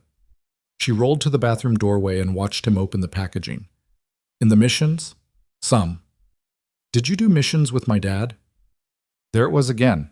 She had a gift for asking the question directly before the conversation had set up any kind of buffer for it. "Once," he said. "We served together once." She was quiet, watching him mark the wall placement for the first bar. "Was he good?" she said. "At his job?" "At everything." Jackson pressed the level against the wall, found the stud, marked the drill point. "Yeah," he said. "He was good at everything that mattered." "Mom says he was bad at cooking." "I believe that." "She says he once made pasta that was both undercooked and burnt at the same time." "I believe that too." Sophie smiled. It was a real smile, not performed, just there for a second and then gone. "I don't really remember him," she said. "I was 5. I have pictures, and the things Mom tells me, and the medal." She touched the cord at her neck. "But I don't remember what his voice sounded like." Jackson stopped marking the wall. He held the level in his hand and didn't say anything for a moment. "He was quiet," Jackson said finally. "Like, not shy. Just, he didn't use words when he didn't need them. But when he talked, it was worth hearing." He looked at the mark on the wall. He had this thing where he'd say exactly the right thing at exactly the moment you needed it. In situations where most people would be talking a lot, he'd say one sentence, and it would be the sentence. Sophie was very still in the doorway. "He told me once," Jackson said, "when things were bad. He said, 'You go where you're needed, and you do what you can, and the rest isn't yours to carry.'" He picked up the drill. "I didn't listen to that for a long time." Sophie said nothing. She just held the cord with her fingers. He drilled the first hole. He finished the bathroom in an hour and 20 minutes. 2 grab bars, handheld showerhead, recaulked threshold. He widened the turning radius at the end of the hall by removing an inset shelf that had never been structural and was now sitting in the garage. He moved a coat rack 3 feet. Elena was off the phone. She stood in the hallway looking at the widened turning radius and the removed shelf with an expression that was hard to read. "The shelf," she said. "It's in the garage. Nothing was damaged. I can put it back." "No." She shook her head slightly. "No, I've been meaning to—" That shelf was always in the way. She looked at it from the new angle. "I just never—" She stopped. She put her hand against the hallway wall. Her shoulders moved once, a single movement, controlled and quiet. "Hey," Jackson said. "I'm fine." She said it immediately, which meant she wasn't. He didn't push it. He leaned against the opposite wall and let the hallway be quiet. After a moment, she straightened up. Her face was composed again, the composure of someone who had put it back in place rather than found it there naturally. "Sophie hasn't laughed like that in 2 months," she said. "The way she laughed when you were telling her about the pasta." Jackson said nothing. "She doesn't usually talk to new people. She's—" Elena shook her head. "She's careful. She learned to be careful." She looked at the bathroom, the new bars visible through the open door. "You know what she told me this morning? While you were in the hallway with Chen." "What?" She said, "Mom, I think Coda picked him, not the other way." Jackson looked at Coda, who was sitting at the end of the hall in the doorway to the living room, watching this conversation with the attentiveness of a dog who understood more than was convenient. "She's not wrong," Jackson said. He left at 4:30. He had pre-authorization calls to make, and he didn't want to make them in front of Elena, which was not about ego, and entirely about sparing her the experience of watching someone fight with an insurance representative about medical necessity codes for pediatric spinal surgery. He sat in his truck outside her house and made 3 calls over 90 minutes.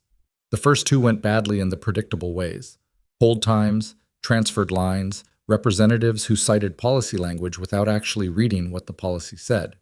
The third call he asked for a supervisor, which he'd known from the beginning he'd need to do, and the supervisor turned out to be someone who had the authority to do what needed doing and just needed the right clinical language from Rothy's notes to do it. He had the pre-authorization code in his phone at 6:03. He texted Elena, "Pre-auth is confirmed. Code is in your email. I had them send it directly to the address on the policy. Call Rothy's office tomorrow with the code number and give it to Torres, Chen's resident, as well." 3 dots. Then, how? Third call. Asked for a supervisor. A pause. Then, Jackson. Yeah. Thank you. He drove home in the dark. The mountains were gone again, taken back by the cloud cover. The highway was quiet, the kind of quiet that happened when the commuter traffic had settled and the night-driving trucks hadn't started yet, a gap in the noise. He thought about what Elena had said in the hallway. If you're going to still be here in 6 months, he thought about the word progressive. He thought about Sophie sitting in the bathroom doorway, holding the cord. He thought about Michael Carter saying you go where you're needed and you do what you can in a blown-out corridor somewhere that was not on any official map, and then getting up off the floor and earning a Navy Cross that his daughter wore on a black cord because it was the last thing he'd given her and she was not letting go of it. He turned onto his street, the rental house with the nothing yard and the walls that didn't say anything. He parked. He sat in the truck for a minute. Coda was in the back seat, looking at him. "I know," Jackson said. He got out. Inside, he opened his laptop. He opened the folder. He opened the oldest of the 3 letters, the one from 6 months after the mission, the rough one, the one where he'd written, "I don't know how to say this," 17 times across 4 drafts. He read it. He closed it. He opened a new document, blank page. He didn't write anything on it for a long time. Then he wrote, "I kept my promise." He looked at that sentence. He didn't delete it. He closed the laptop and went to bed and slept better than he had in 8 months, which wasn't perfect sleep, but it was the kind where you went down deep enough that the shoulder didn't pull you back at 2:43. He woke at 5:30. Gray light. Mountains probably there, behind the cloud cover, same as always. His phone had a message from a number he didn't recognize. It had come in at 11:40 the night before. "This is Torres, Dr. Chen's resident. I'm following up on the Sophie Carter case. Dr. Chen asked me to let you know the pre-surgical workup has been moved to Wednesday. She wants to be in the OR no later than day 12, not day 14. She said to tell the family." He read it twice. He called Elena. She answered in 2 rings. Her voice was alert, which meant she hadn't slept past 5 either. "Wednesday," he said. "Pre-surgical workup." Chen moved the timeline up. A pause. "Why?" Because she looked at the imaging again and decided day 14 was too long. Another pause. When Elena spoke, her voice had changed, just slightly. The particular change of something very tight relaxing 1 degree. "Okay," she said. "I'll drive you." She didn't argue. He ended the call and looked at the gray light coming through his kitchen window. Coda came out of the bedroom and sat in the kitchen doorway and looked at him. "I know," Jackson said. He started the coffee. He did not look at the laptop. The sentence on the new document could stay there.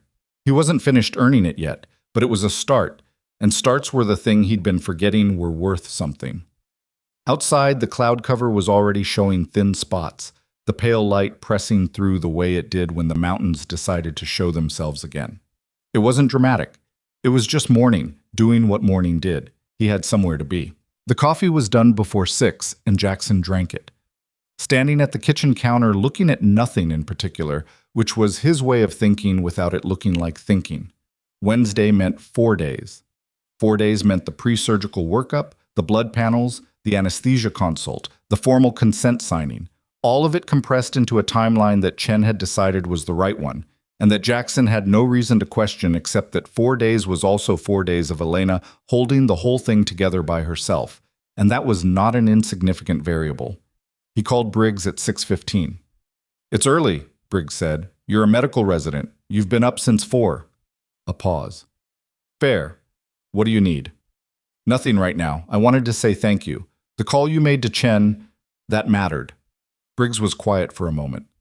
"You'd have found another way." "Maybe. This was faster." "How's the kid?" "Surgery in 12 days if the workup clears." "Chen's good," Briggs said. "You got the right person." "I know." Jackson looked at his coffee. "How'd you know it was Michael's family? When I called?" Briggs took a breath. "I didn't exactly. I guessed." "You don't call people, Jackson. You don't ask for things. I figured it had to be something that went that deep." He paused. "I heard about the mission. Not the details. Nobody gets the details on those. But I heard he didn't make it back." "No." "I'm sorry." Jackson said nothing. "He was good people," Briggs said. "The medics who were that good at their job, they were usually also just good people. The two things tracked together with him." "Yeah." Jackson put his cup down. "I'll let you know how it goes." "Do that." Briggs paused again. "Take care of yourself too, not just them." Jackson ended the call. He looked at Coda. Coda looked at him. "Don't say it," Jackson said. Coda looked away. The Wednesday workup was scheduled for 8 a.m., and Jackson was outside Elena's house at 7:15 in the truck, engine running. Elena came out at 7:20 with Sophie in the chair and the binder and a thermos of coffee and the rabbit tucked between Sophie's hip and the chair arm, and she had the focused look of someone who had been running logistics in her head since before dawn. She loaded the chair into the back with the practiced efficiency of 3 years of doing it alone. Sophie transferred into the back seat. Coda was already there, because Coda had apparently decided the Subaru situation from 2 days ago was the new arrangement. "You could have used your own car," Jackson said. "My gas light is on, and I forgot to fill it yesterday." She got in the passenger seat. "Drive." He drove. Sophie fell back asleep against Coda within 5 minutes, which Elena watched in the visor mirror with an expression that stayed carefully neutral. "She didn't sleep well," Elena said, low enough to not carry. "Nervous?" "She doesn't say she's nervous. She reads." Elena looked out the window. "She read until 11. Then I heard her moving around at 2. Then at 4 she was in the kitchen getting water and she said she just wanted water and we both pretended that was what it was." Jackson kept his eyes on the road. "She understands what the surgery means. She understands better than I want her to." Elena turned the thermos cap in her hands. "She asked me last night what happens if it doesn't work." "What did you say?" "I said Chen was very good and I believed it was going to work." She looked at the thermos. She said, "That's not what I asked." A beat. "She's 8, Elena said. "She's her father's daughter," Jackson said. Elena looked at him. He kept his eyes on the road and said nothing else, and after a moment she looked back out the window and didn't say anything either. The pre-surgical workup took 5.5 hours. Jackson spent most of them in waiting areas. Not the same waiting area? He moved. The 4th floor neuro suite waiting area, then down to the 1st floor main lobby when the 4th floor started feeling small, then back up. When Torres texted Elena with an update that warranted being closer. He'd learned the hospital's internal logic over the past 3 days. Where the elevators ran slow, which stairwell was fastest, where the coffee was least bad. He moved through it the way he'd moved through operating environments, which was to say he understood the terrain now. At 11:40, Torres came out to the waiting area on 4 with a tablet and a look that was trying to be neutral and almost succeeding. "Mrs. Carter." She included Jackson in the address without making it explicit. "Dr. Chen wants to go over the workup findings. Can you come back?" They went back. Chen was in the consultation room, coat off, in just the dark scrubs, which was a different register from Tuesday morning. She had Sophie's imaging on the wall-mounted display and the workup results on a tablet, and the binder, Elena's binder, open on the desk beside her. Sophie was in her chair in the corner. She'd been told the workup was checking whether her body was ready for surgery, and she'd process this in her standard way, which was to ask 3 specific questions and then go quiet with whatever the answers gave her. "The blood panel is clean," Chen said. "Cardiac echo is normal. Anesthesia consult is cleared. Dr. Park has reviewed her case and has no contraindications. She looked at the imaging on the wall. The workup confirms what I saw in the informal review. The syrinx has active expansion. I want to be in the OR Friday of next week. Day 10, not day 12. Elena's hands tightened on the binder. You moved it up again. The expansion rate is at the edge of what I'm comfortable watching, Chen said it without drama. Friday gives us the best margin. Torres will give you the pre-op instruction sheet, diet, medication holds, what time to arrive. It's a morning case. I want Sophie first on my schedule. What does the surgery look like? Elena said. I need to understand exactly. I'll walk you through it completely. Chen pulled up a diagram on the tablet. The shunt is a small catheter. We go in through a posterior cervical incision, about 3 centimeters. We place the catheter into the syrinx cavity under fluoroscopic guidance. The catheter drains the fluid into the subarachnoid space, which is the space around the spinal cord where CSF naturally circulates. The syrinx decompresses. The pressure on the cord is relieved. How long is she under? The procedure itself is 2 to 3 hours. Anesthesia time will be closer to 3.5. Recovery. ICU observation overnight, pediatric floor for 2 to 3 days post-op, depending on how she does. Then home. Full activity restriction for 6 weeks. The chair stays, no PT, no falls. At 6 weeks, we re-image. If the syrinx is stable or decreasing, we begin the recovery plan. And if it's not stable, we reassess. But that is not the outcome I expect. Elena looked at Sophie. Sophie was looking at the diagram on Chen's tablet, the small cross-section of a spine with the catheter placement illustrated. Does it look like a straw? Sophie said. The tube. Chen looked at the diagram. Kind of. A very thin one. And it just stays in there? Yes, you won't feel it. Your body adjusts. Sophie studied the diagram for another moment. Okay, she said, in the way she said okay when she'd assessed something and found it acceptable. Chen looked at her for a moment with the particular look of a physician who had operated on hundreds of children and still noticed when one of them was exceptional in some way. She didn't say anything about it. She looked back at Elena. Questions? Chen said. About 40, Elena said. Let me start with the anesthesia risks. They went through it systematically. Elena had written questions in the back of the binder. Jackson saw a numbered list, tight handwriting, 2 pages.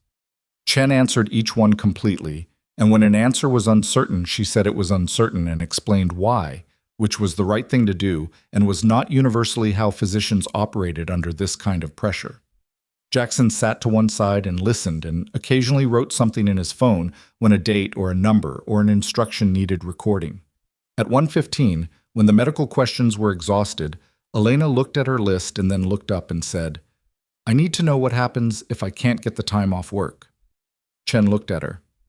I work for a medical billing company, Elena said. I've used my FMLA this year already. Sophie had an acute episode in March, and I took 3 weeks. I have 4 days left. The surgery is Friday. The hospital stay is 3 to 4 days. I'd be back at work Tuesday at the earliest, and that's only if she's discharged Sunday, which... She stopped. I'm not asking you to change anything. I'm just thinking out loud. Have you talked to HR? Jackson said. Yes. Last week, when this started. My supervisor is... She paused. He's not unsympathetic, but the leave balance is what it is. Intermittent FMLA covers post-surgical care appointments, Jackson said.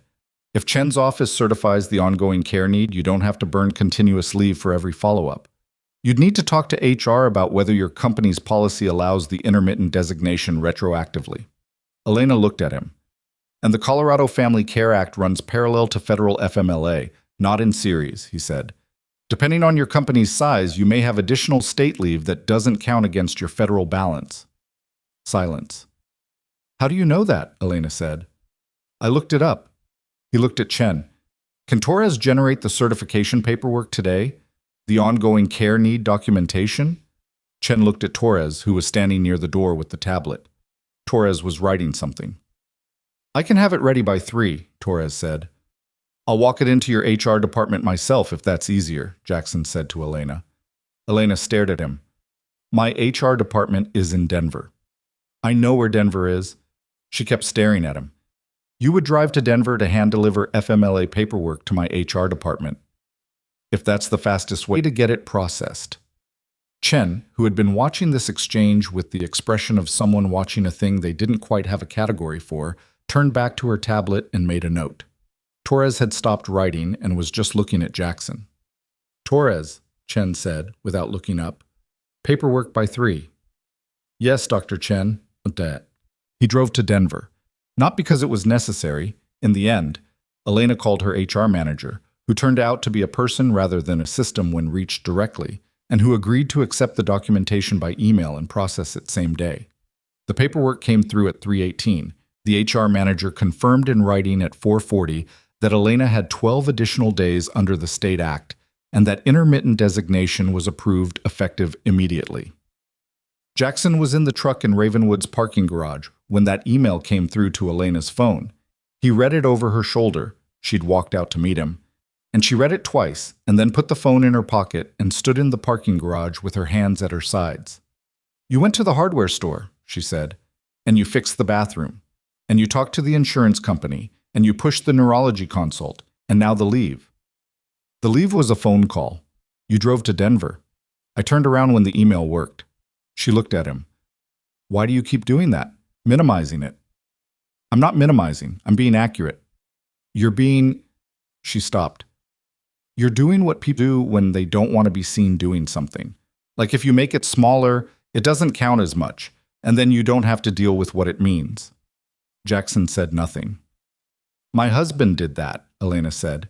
"He'd do something enormous and then describe it like it was nothing, like it cost him nothing." She looked at him steadily. "It's not nothing, Jackson, and I need you to let it be what it is." The parking garage was cold. Somewhere 2 levels above them, a car door slammed. "I don't know how to do this," Jackson said. Whatever this is, I've been alone for 14 months. I've been good at it. I didn't ask for this situation. Neither did I. I know. But here we are." "Yeah." She pulled her jacket tighter. "I'm not asking you to be Michael. That's not what this is. I know you know that. I just need you to—" She stopped, started again. "Sophie is going to need someone in that waiting room on Friday who can stay calm, who's done the waiting before. I can stay calm for her. I'm good at it. But I'm going to need someone who can stay calm for me while I'm doing it, and I don't have anyone." She said it with the matter-of-factness of someone stating a resource inventory. "My mother is in Phoenix. She's 72, and the trip is too much for her right now. My sister it's complicated. Michael's family there's his parents, but they're dealing with their own health, and I don't want to put this on them. My friends are people who care, but they have their own—" She stopped. "I have a very short list, and you're on it now. I'm telling you so you understand what I'm asking." Jackson looked at the concrete floor of the parking garage. He thought about 16 years of being the person who stayed calm. He thought about how he'd forgotten that was something he had to offer in contexts outside of the specific places he'd learned it. "I'll be there," he said. She looked at him. "Okay."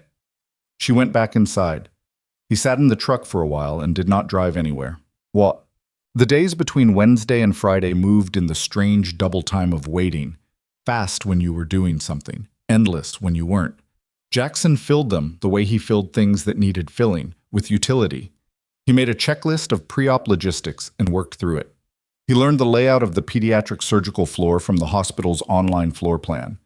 He looked up Chen's published outcomes data, which required finding a medical journal database that didn't require institutional access, which took 40 minutes of creative searching and was worth it, because what he found was better than what Chen had said in the consultation, not worse, and better was what he needed to know.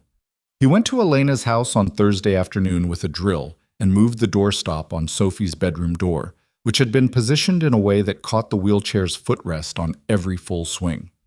Sophie watched him do it with the particular focused attention she gave to everything mechanical. "How come you notice things like that?" she said. "Things that need fixing." "Training," he said. "You get trained to look for what's wrong in an environment, things that could cause problems." "Like in missions?" "Yeah, but also just in life. After a while, you can't turn it off." "Is that bad?" He thought about this honestly. "Sometimes, but right now it's useful." She looked at the door. "The footrest has been catching on that since we moved in 2 years ago." "I know." How do you know? You just got here. The paint on the footrest is scraped in a specific place, and the door has a mark at the same height. You line them up, that's the contact point. Sophie stared at the footrest, then at the door, then back at him. That's kind of amazing, she said. It's just paying attention. Mom says paying attention is the most important thing. Your mom's right. Sophie was quiet for a moment. She reached for the door and pushed it open and swung it full, and it cleared the footrest by 2 inches. She pushed it again, 2 inches. She looked at him. Thank you, she said. He picked up the drill. You're welcome. Friday morning arrived the way important mornings arrived, without fanfare, the world not adjusting its presentation for what was about to happen in it. Dark at 5:30, the temperature down overnight, the kind of cold that had made a decision about itself. Jackson was at Elena's at 5:45. He told her 5:50 and come 5 minutes early because he was constitutionally incapable of the alternative. The house had lights on in every room. Elena met him at the door with Sophie already in the chair, already dressed in the specific soft, loose clothes the pre-op instructions had specified, the rabbit in her lap, the cord and pin at her neck. Elena looked like she'd been awake since 3. She had the binder under her arm. She ate the light breakfast, Elena said. She brushed her teeth. She's ready. Jackson looked at Sophie. Sophie looked at him. She had the face of someone who had made their peace with something and was just waiting for the thing to happen. Ready? He said. Been ready since 4, Sophie said. Mom made me stay in bed until 5. Smart, he said. They loaded. The drive was 22 minutes and nobody talked much. Sophie had her headphones in. She was listening to something. Jackson couldn't hear what. Elena held the thermos but didn't drink from it. The truck moved through the dark Colorado morning and the mountains were invisible, everything black and blue, the city lights ahead, the only indication of direction. At one point, Sophie took her headphones out. Jackson. Yeah. If I'm asleep and something happens, if something goes wrong while I'm... She stopped, looked at the window. Will you tell my mom it's okay? Will you be the one who tells her? Nothing's going to go wrong, Elena said from the front seat. I know, but if it did... Elena's hand found the door handle and didn't do anything with it. Jackson looked at the road. If anything happened, he said carefully, your mom would be fine. She's stronger than you know. I know she's strong. Sophie's voice was level, 8 years old and completely level. I'm asking if you'll be there. Not because she needs you to be strong, just because she shouldn't be alone. The truck was quiet. I'll be there, Jackson said. Sophie put her headphones back in. Elena was looking straight ahead through the windshield. Her jaw was set in the way that meant she was using everything she had to not do something in front of her daughter that she'd decided she wasn't going to do. Jackson drove. Check-in was at 6:15. The surgical floor admissions process was different from the ER. Quieter, more deliberate, the specific calm of a place where the urgency was structured and anticipated rather than reactive. A nurse named Dan walked them through intake with the practiced warmth of someone who'd done it 1,000 times and hadn't let it become mechanical. Sophie went back at 7 for pre-op prep. Elena went with her. Jackson stayed in the surgical waiting room, which was on the 3rd floor, 1 level below the OR suites. The waiting room had the standard architecture of waiting rooms that served the hardest waiting, beige, plants that were real but barely, chairs that were more comfortable than ER chairs and less comfortable than anything else. A television in the corner was playing a morning news program. There were 4 other families in the room. Jackson sat apart from them, which was his preference, and found a chair with a wall behind it, which was not a preference so much as a reflex. Coda was not here today. Jackson had left him with a neighbor, a retired school teacher named Pat, who had gradually become the only neighbor Jackson spoke to, mostly because Pat asked direct questions and didn't expect more than direct answers. Coda had gone without protest, though he'd looked at Jackson's truck backing out of the driveway with an expression that communicated opinions. Elena came back at 7:40. She sat in the chair next to Jackson's and looked at the wall opposite. She was very calm, Elena said. Dan was good with her. She told him Coda's name and explained that Coda was a retired military working dog and that canine retirement was different from human retirement because canines didn't lose their training. She paused. Dan listened to all of it like it was the most interesting thing he'd heard today. It probably was. Elena almost smiled. Almost. They sat. The morning moved through itself. At 8:15, a woman across the room got a call and her face went through 3 different things in 30 seconds. And then she stood up and was taken through a door by a staff member. And the remaining people in the room all looked at the floor for a moment in the collective acknowledgement of something nobody wanted to think about directly. Elena's hand moved to her phone and then away. "She's fine," Jackson said. "That's not about Sophie." "I know." She put her hands in her lap. "I know. Yeah." "How do you do this?" she said. "The waiting." "How do you wait like this?" "You find what you can control," he said. "And you do that, and you let go of the rest." "That's easier said."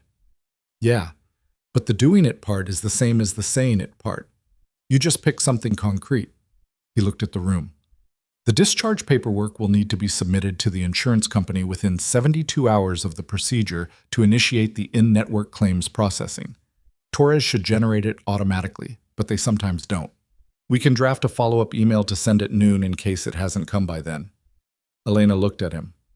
"Are you making up tasks to give me right now?" "The task is real." Jackson. "What?" She looked at him for a moment. Then she laughed. A real one, short and surprised, the kind that came from somewhere it hadn't been expected. "Okay," she said. "Show me what to draft." He pulled out his phone. She pulled out hers. They drafted the email, which took 11 minutes, which was 11 minutes of the waiting used for something with edges. At 9:50, a man came into the waiting room and looked around and found Jackson with the practiced precision of someone who had been told who to look for. He was maybe 60, in slacks and a button-down with a hospital ID badge, not a physician's badge, administrative. He had the particular expression of someone who had rehearsed something and was now going to deliver it. "Are you Jackson Reed?" Jackson stood. "Yeah." "I'm David Mercer. I'm the Patient Experience Director here at Ravenwood." He offered a hand. Jackson shook it. "I wanted to speak with you about the incident on Tuesday in the East Courtyard." Elena was looking at this exchange. "Okay," Jackson said. "Let's step out for a moment." They stepped into the hallway. Mercer had a tablet. He pulled up something on it with the deliberateness of a man who was building toward a particular point. "On Tuesday morning, a minor patient, Sophie Carter, experienced a medical episode in the East Courtyard. You intervened and prevented her from being injured. We're grateful for that." "She's your patient," Jackson said. "You're welcome." "In the course of the subsequent days, it's come to my attention that you've made several interventions on behalf of the Carter family that involved," he looked at the tablet, "direct contact with Neurology Administration, informal communication with Dr. Chen outside of established referral channels, and an exchange with our ER attending, Dr. Hargrove, in which you challenged his assessment of the patient's urgency level." Jackson said nothing. "I want to be clear that we appreciate the involvement of family and community members in patient care," Mercer said. "However, we have protocols." "Which protocols specifically?" Mercer looked up. "I'm sorry?" "Which protocols did I violate, specifically?" Mercer looked at his tablet. The neurology consult was arranged through. Elena Carter called Greta at the admin desk before 8 a.m. and confirmed the appointment herself as the patient's legal guardian. That's within standard procedure. The connection to Dr. Chen was made outside the. I called a colleague who knew Dr. Chen professionally. Dr. Chen made her own decision to review the case. She wasn't contacted by anyone at this hospital. She's an independent physician with admitting privileges here. Jackson kept his voice level. "Is that a protocol violation?" Mercer's jaw tightened slightly. "Dr. Hargrove has indicated that the interaction in Bay 4 was uncomfortable. I asked him what the referral timeline meant relative to the patient's surgical window. He's a physician. I asked a medical question. If he found that uncomfortable, that's a separate issue from whether it was inappropriate." "You're not family," Mercer said. "You don't have a formal relationship with this patient." Elena Carter introduced me to her medical team as a family friend and has included me in care discussions at every point. That's her right as the patient's guardian. Mercer looked at him. The tablet was down at his side now. He was reading something in Jackson's face and either finding it or not finding it. Jackson couldn't tell which. "What is your background, Mr. Reed?" Mercer said. "Retired Navy." "What did you do in the Navy?" "Personnel recovery, combat search and rescue, 14 years operational, 2 years training command." Mercer was quiet for a moment. Dr. Chen submitted a formal commendation to our department, Mercer said, to the patient experience office. He said it in a specific tone that indicated this had complicated his position more than he wanted it to. She cited the family advocacy that resulted in Sophie Carter's expedited care as an example of effective patient-centered navigation of our systems. He looked at his tablet. She also noted that our referral processing timelines for elevated priority pediatric neurology cases may warrant review. Jackson said nothing. "I'm not here to reprimand you," Mercer said, and the tone of it had shifted from the opening. "I want to be transparent about the conversation that was happening internally and to understand the situation more fully." "The situation," Jackson said, "is that an 8-year-old girl has a growing syrinx in her spine and is in surgery right now on day 10 instead of day 14 because her mother had the right documentation and I knew who to call. That's the situation." Mercer held his position. "Is there anything else?" Jackson said. A pause. "No." Jackson went back into the waiting room. Elena looked at him. "What was that?" "Hargrove filed a complaint." He sat down. "Chen filed a commendation. They cancel out." Elena stared at him. "Chen filed a commendation. Apparently. For you. For the family advocacy." He picked up his phone. "The discharge email. We should add the authorization code from the pre-approval to the subject line. Makes it easier to route." Elena looked at him for another moment. Then she looked at her phone. "Subject line," she said. "Okay, done." Chin came out at 12:47. Jackson saw her before Elena did because he was angled towards the door, and Elena was reading something on her phone, and the particular way Chen walked into the waiting room, direct, no hesitation, no looking around, told him something before she said anything. You read entrances the way you read environments.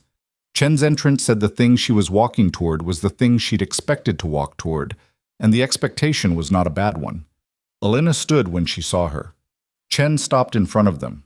She looked tired in the functional way of someone who'd been running at high capacity for 3 hours and was managing it.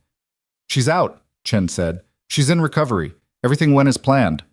Elena's exhale was not dramatic. It was just a breath, the breath that comes when you've been holding something for a long time and can set it down. "The shunt is positioned correctly," Chen said. "We had good decompression of the syrinx during the procedure. The fluid drained well. The cord looked good. No intraoperative events. Dr. Park was very smooth with the anesthesia." She looked at Elena directly. "She did well." "Can I see her?" "In about 40 minutes. She's in PICU monitoring. When she's stable enough to move to the pediatric floor, they'll come get you." "Is she going to be okay?" Chen considered the question the way she considered all questions, precisely. "The next 24 hours are the critical observation period. What I expect is a clean recovery.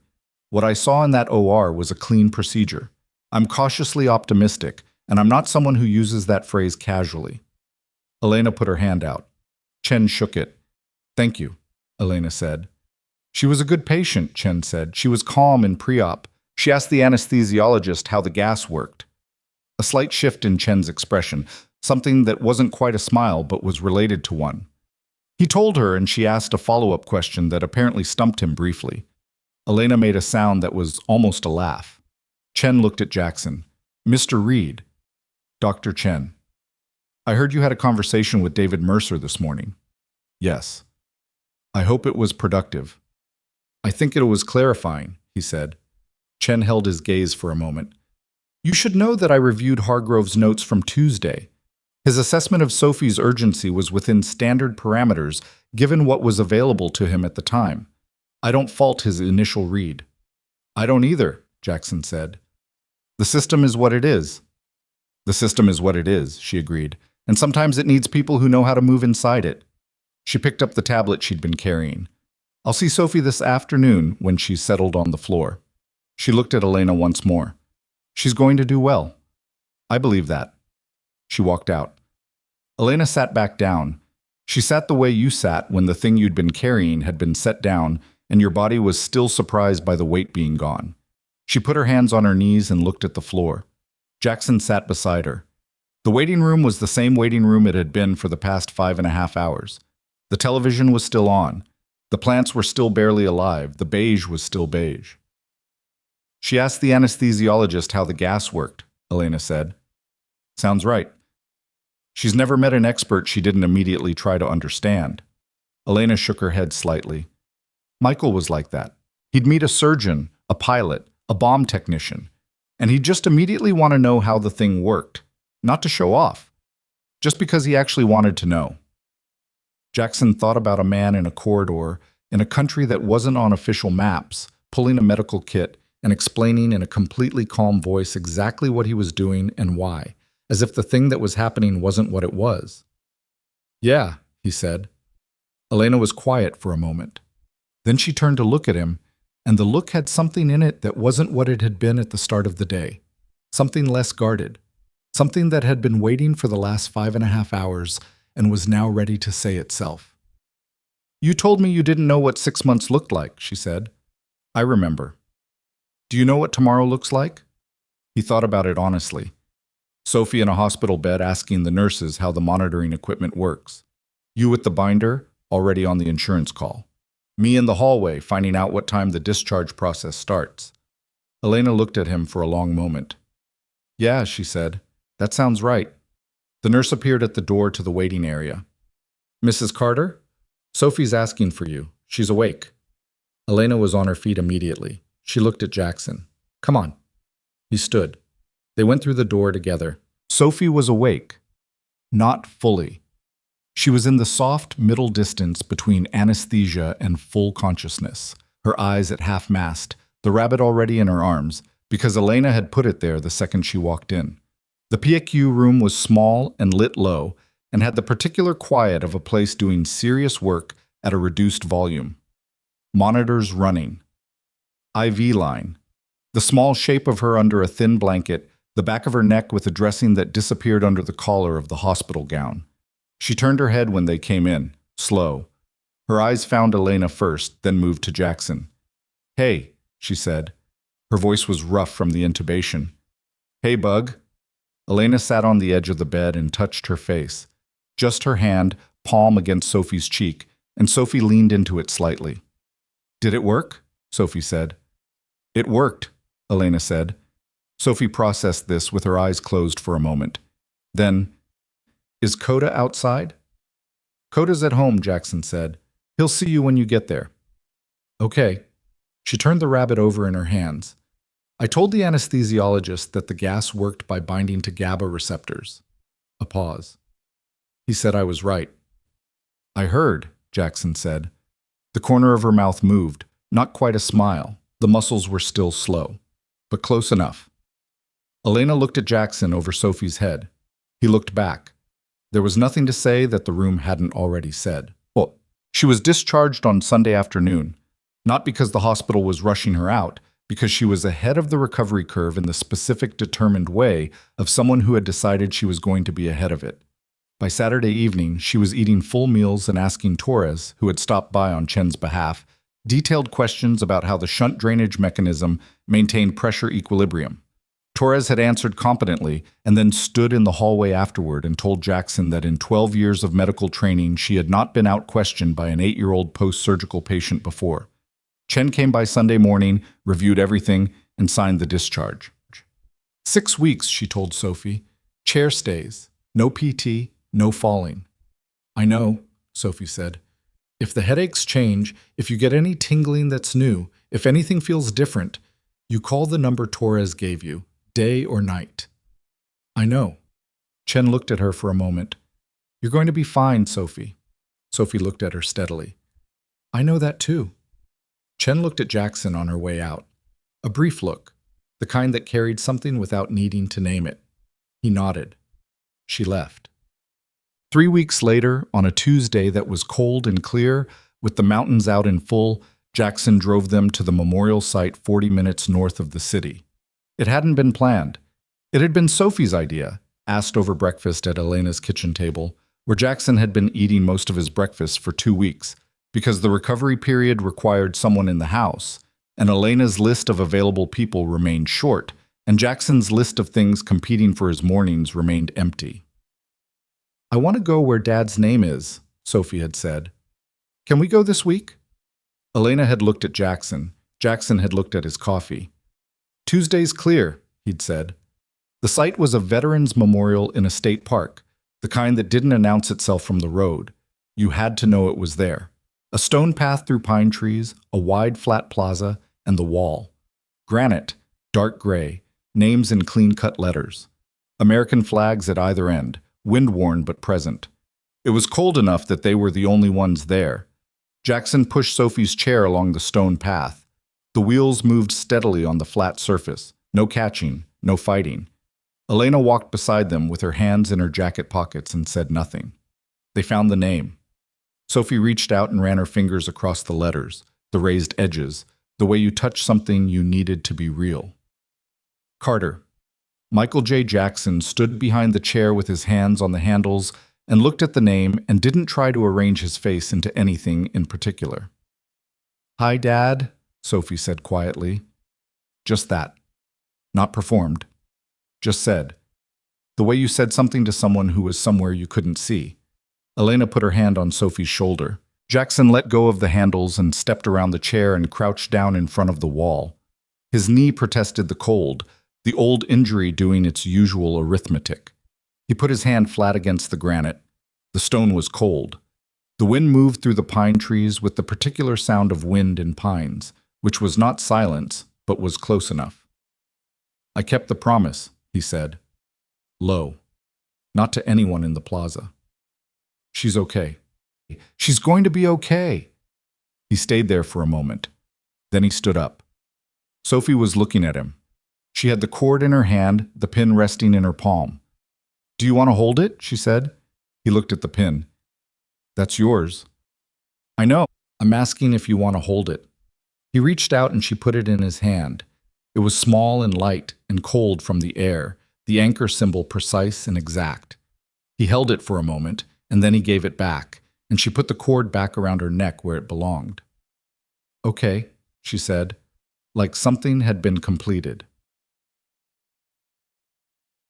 They drove back in this afternoon light with the mountains following them south, sharp and white and permanent, in the way mountains were when the sky finally cleared enough to let you see them fully. Sophie fell asleep in the back seat again. Coda shifted without waking her and settled his chin on her knee. Elena was looking at the mountains. "He would have liked you," she said. Not to start a conversation, just because it was true, and she'd decided to say it. Jackson watched the road. "I know," he said. "I liked him." She looked at him briefly, then back at the mountains. "What happens now?" she said. "With the house.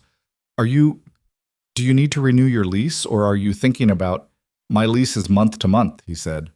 "Okay." "The house doesn't have much keeping it," he said. "It was always just a place to be." She said nothing. "The grab bar in Sophie's bathroom is properly anchored," he said. "I used 3-inch screws into the stud. It'll hold for years." "I know it will." "The turning radius at the end of the hall is fine now." "Jackson." "Yeah." "I'm not asking about the grab bar." He drove for a moment. "I know what you're asking," he said. "Then answer it." He looked at the road ahead. The mountains were off to the right now, the highway curving south, the light doing what late afternoon light did in October in Colorado, going gold and long and honest. "The laptop is still on my kitchen table," he said. "There's a document on it with one sentence. I wrote it 2 weeks ago." "What does it say?" "I kept my promise." He paused. "I've been thinking about what comes after that sentence." "And?" "I think what comes after it is just more sentences," he said. "More days, more Tuesday mornings." He looked briefly at Sophie in the rear-view mirror, still asleep, the rabbit under her arm, Coda's chin on her knee. "I think the promise didn't end at the surgery. I think it keeps going." Elena was quiet, the kind of quiet that held more than quiet. "Okay," she said. The same word Sophie used when she'd assessed something and found it true. He drove. The mountains stayed with them all the way south, visible the whole drive, the kind of day that didn't offer that very often, and so when it did, you didn't look away. Not every debt can be repaid, but sometimes, if you show up and stay and keep showing up, it becomes something different, something that was never really a debt at all, but a beginning neither person knew they were waiting for. The ones who matter most aren't always the ones who